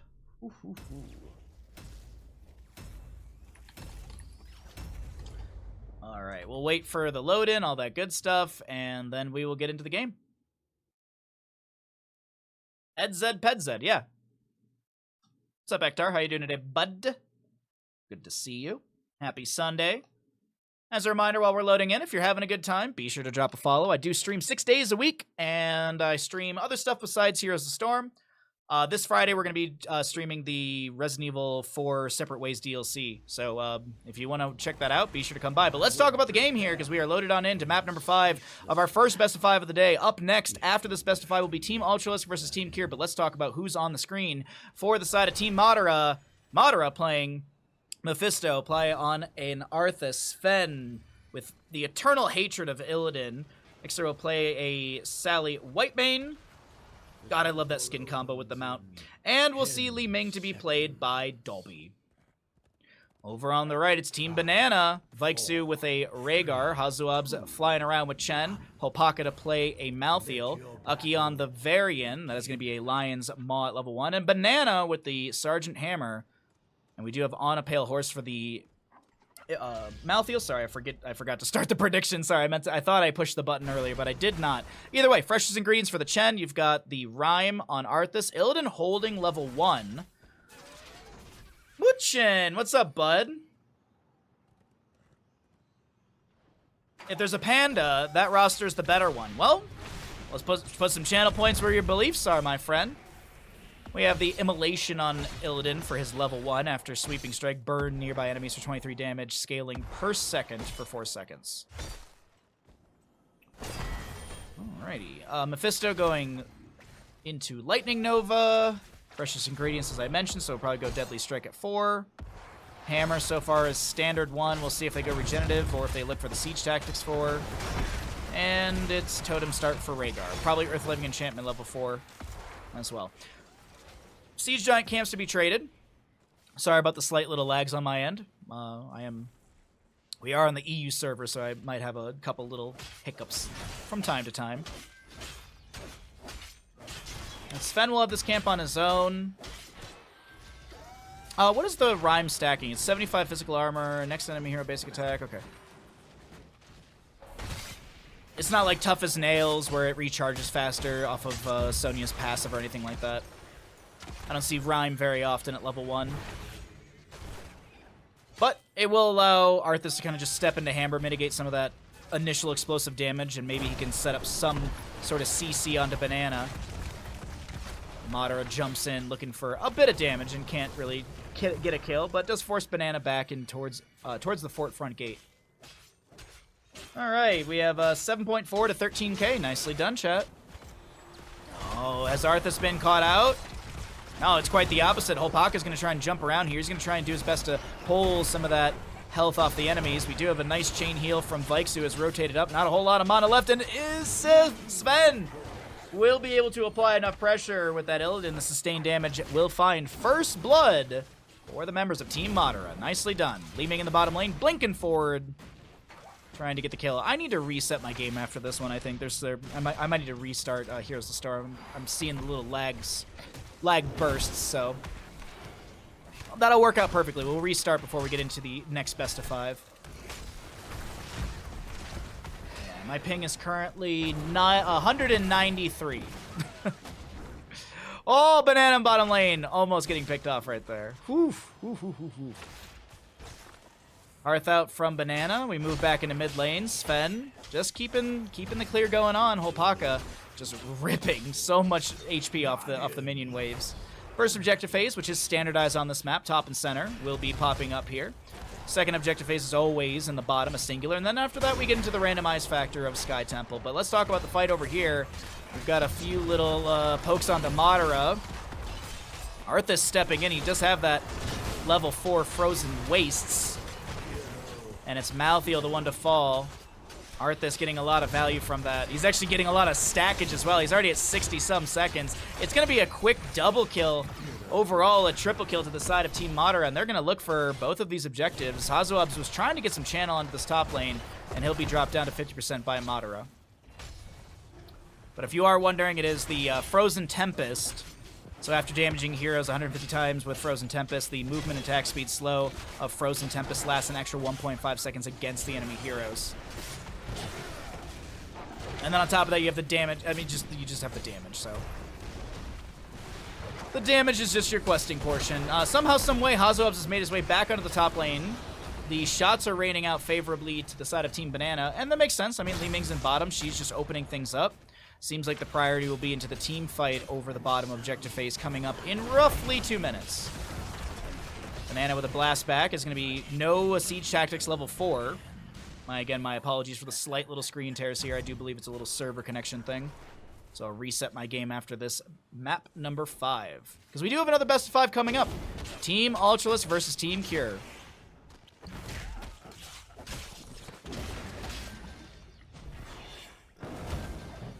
Oh, Hazoabs pressures Sven enough to force the well tap. Down into bottom lane, 5 seconds on a boss. The average time for a boss to respawn or to spawn on a map is going to be at the 5-minute mark. And we do have a little... No one freeing Harrison Jones, but if you play Sky Temple yourself, you don't know what this is. Left-click this a bunch of times at the start of the game till it breaks. Keep your eyes on it. Little Easter egg for those of you that don't know. Varian drops the taunt, and he's still just trying to rush out of this. Illidan will fall to the Malthael in top lane. No 10 talents here, so that was not a last rites, and it seemed like it was a 1v2 in the top lane, as the Chen is still up there with Malthael. But traded kills, Varian for the Illidan. Unfortunately, not going to be traded structures. This will be the top lane fort going down before Madara can make the rotation up here. Or I guess when he makes the rotation up here is a better way to say that. But yeah, the minion wave has the last few shots, and first structure will go down favoring Team Banana.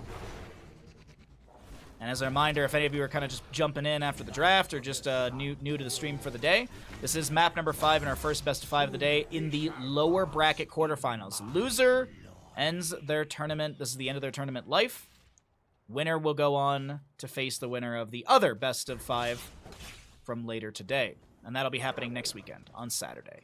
If you'd like to check out the bracket, any other information, use !bracket in chat. For our 10s, though, we didn't really talk about those just yet. Arthas is holding his level 10, but it's Disintegrate for the Li Ming.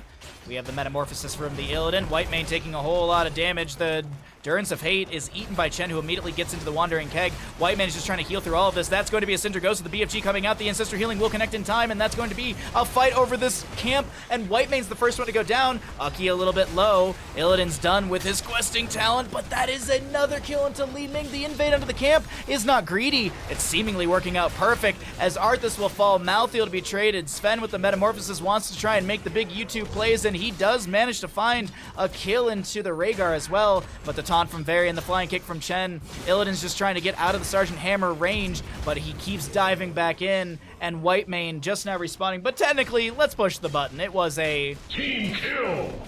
From the side of Team Banana. Li Ming is back, and a camp invade, a whole lot of experience. The next objective phase is up, and Team Banana coming out on top of this team fight, invade, and play.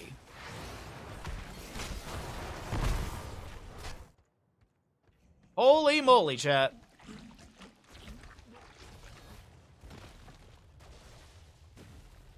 Golly gee willikers. We didn't talk about the other 10s, and we did see the vast majority of them. Sorry about that. Li Ming getting picked off by the Varian in mid. There's going to be a taunt set up onto that one as it's on 9 seconds currently.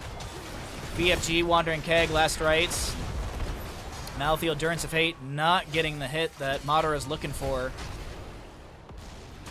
And Hazuab's Chen in bottom lane still pushing, still controlling that. A lot of damage into the Arthas. Body blocks from Malthael are good. The last rites applied. White Mane. Her Scarlet Egg is not enough. Sven with the healing reduction from Varian's level 13 mortal wound. And Chen finishes out the bottom objective channel. It doesn't take down the fort, but it looks like there's a call for boss. No, Chen's no, they are calling for boss.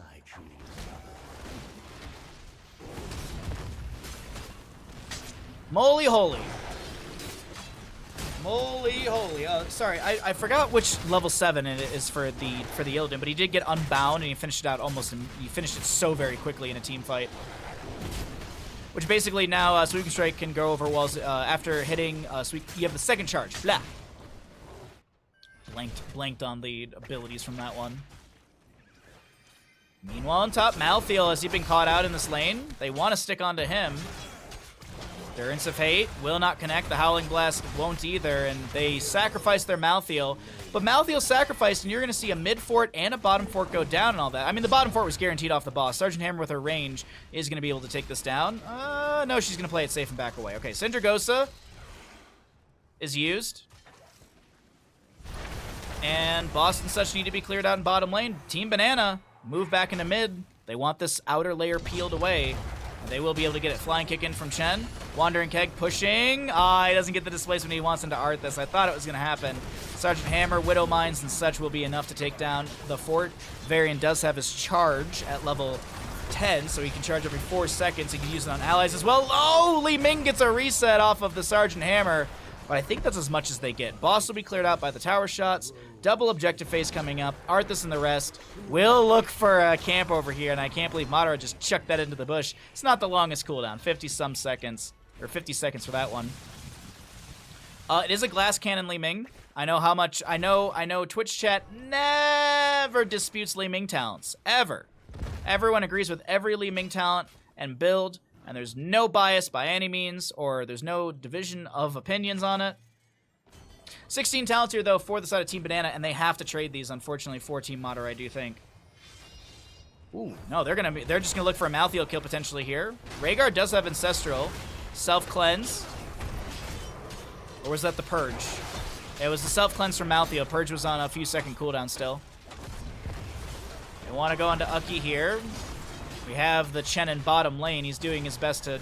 Actually, Chen's just chilling in bottom, and they're winning this out right now. Seems like Team Madara with the down talents here. They do get a Durance of Hate onto Vaiksu. Sergeant Hammer blasting back. Ancestral Healing self-cast as well. Bottom keep has gone down. Mid shots will take down this fort. Sindragosa sent out once again. And the last shots will be finished up by Sven. Alright. Alright, okay. So a win condition set up through bottom. Boss is up in 2 minute 33 seconds. So that's at 13 minute 45 or so. Let's round on that. 13 minute 45 is when the boss shall be up and available. Could grab that from the side of Team Banana and look to push to win. But of course, that'll be 16 talent tier achieved by that time. And I know Team Madara want to take a good team fight and start opening up this map. They've only got one structure down on the opposing side, that mid lane fort. They've got some damage onto the bottom lane. Top lane is, the towers are gone off the gate. Our next objective phase will be top and center. As you can see the preview on your mini-map, and there's some decent catapults arriving through bottom wave. And since that fort's still up, there's no periodic to match that. What's up, Rodney? Massive catapults arriving in through bottom lane. Actually, I want to check this really fast. Catapults dealing 209, 418 into structures. Hazuabs gets hit with Endurance of Hate. He's going to try and drink through the pain. He pops the keg as well, pushing back the enemies. Madara getting hit with the last rites. Isn't going to be falling just yet, but the taunt from Varian locks him in place, and Hammer's got some great damage, followed up by Varian. They do get the kill into Mephisto. Chen flies out, flying kick into Whitemane. They want to take her down, and they can't. Wait, Hazuabs, has he managed to flying kick in? The stagger's a little too much. Hammer sets up. And yes, that's a reset for Li Ming, but now the taunt onto this Whitemane. She falls. Dobby just trying to blink away, gets the dismount. Last rites from Malthael, 30-some seconds. Earth Grasp Totem. Just saying hello to Li Ming. And now Sergeant Hammer works her way up towards top lane with the Hover Siege mode. Bottom lane catapults have arrived to core, and it looks like this is just going to be the play for double objective, and then maybe they move on to boss in 40 seconds.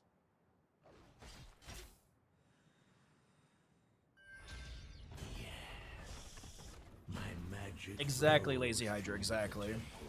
Hammer's got top, Varian's got mid, and those will shoot their respective lanes. Rhaegar grabbing Siege Giants for the bottom lane. Malthael already got the left-hand side one. Hopaka chilling for now. Arthas not able to get the Howling Blast. The Endurance of Hate doesn't connect either. And Varian with that sort of signal says, I'm gonna get out of here. Catapult arriving through top. Top shots are working on this keep. Might take it down. And the 20 Talontier is half a level away. Malthael's still chilling in the bush. I don't know if Sven knows this. Well, Sven will see it now. Some assist pings in mid. Hammer still doing hammer things in top. She'll actually get back onto this catapult in top, helping out work through this keep a little bit faster. Boss is up and available. They want to take the offset fight. Wandering Keg buys a window. Sindragosa activated to dive underneath the tower. There's 20 seconds of time with this tower shut off. Mid objective is still up. Li Ming chasing forward. Sven with the metamorphosis into the enemy team, and they have 20 talents here. Fortifying brew for the Chen.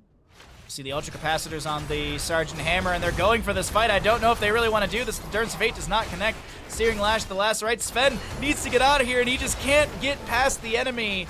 Whitemane, Scarlet Egg is not enough. The Ancestor healing with the Farseer's Blessing gets a secondary heal to a lot of allies splashing through. It's looking like this is the swan song of Team Madara for the Ravencourt EU League. Malthael buys back in. He's got to make his way back into this fight. The Arthas is low on the right side of our screen. Whitemane trying to get away. She's got that harsh discipline lockdown. Wandering Keg from Chen. They will take down the Arthas on the lower side. Rhaegar getting the bite on the butt. They want to try and get a counter kill into Chen, and yes, they will be able to find something here. 2 for 1. Malthael, actually it's 2 for 2. Malthael buying back in. He's going to look for the flank. Last right's 18 seconds to go. Big taunt onto the Whitemane. She has healing reduction applied, and that'll be a kill into her. Madara jumps out. He's going to fall. Ladies and gentlemen, the members of Team Banana. Aced. Excuse me, I guess Team Madara are aced. Either way, that is going to be an ace in favor of Team Banana. And now, Sven. Team kill! Ladies and gentlemen, Team Madara have been eliminated from the tournament. Team Banana move on through the lower bracket into this Saturday's second best of 5 in the lower bracket semifinals. But ladies and gentlemen, we're not done. We still got to figure out who they're going to go up against next with Team Ultralisk versus Team Cure.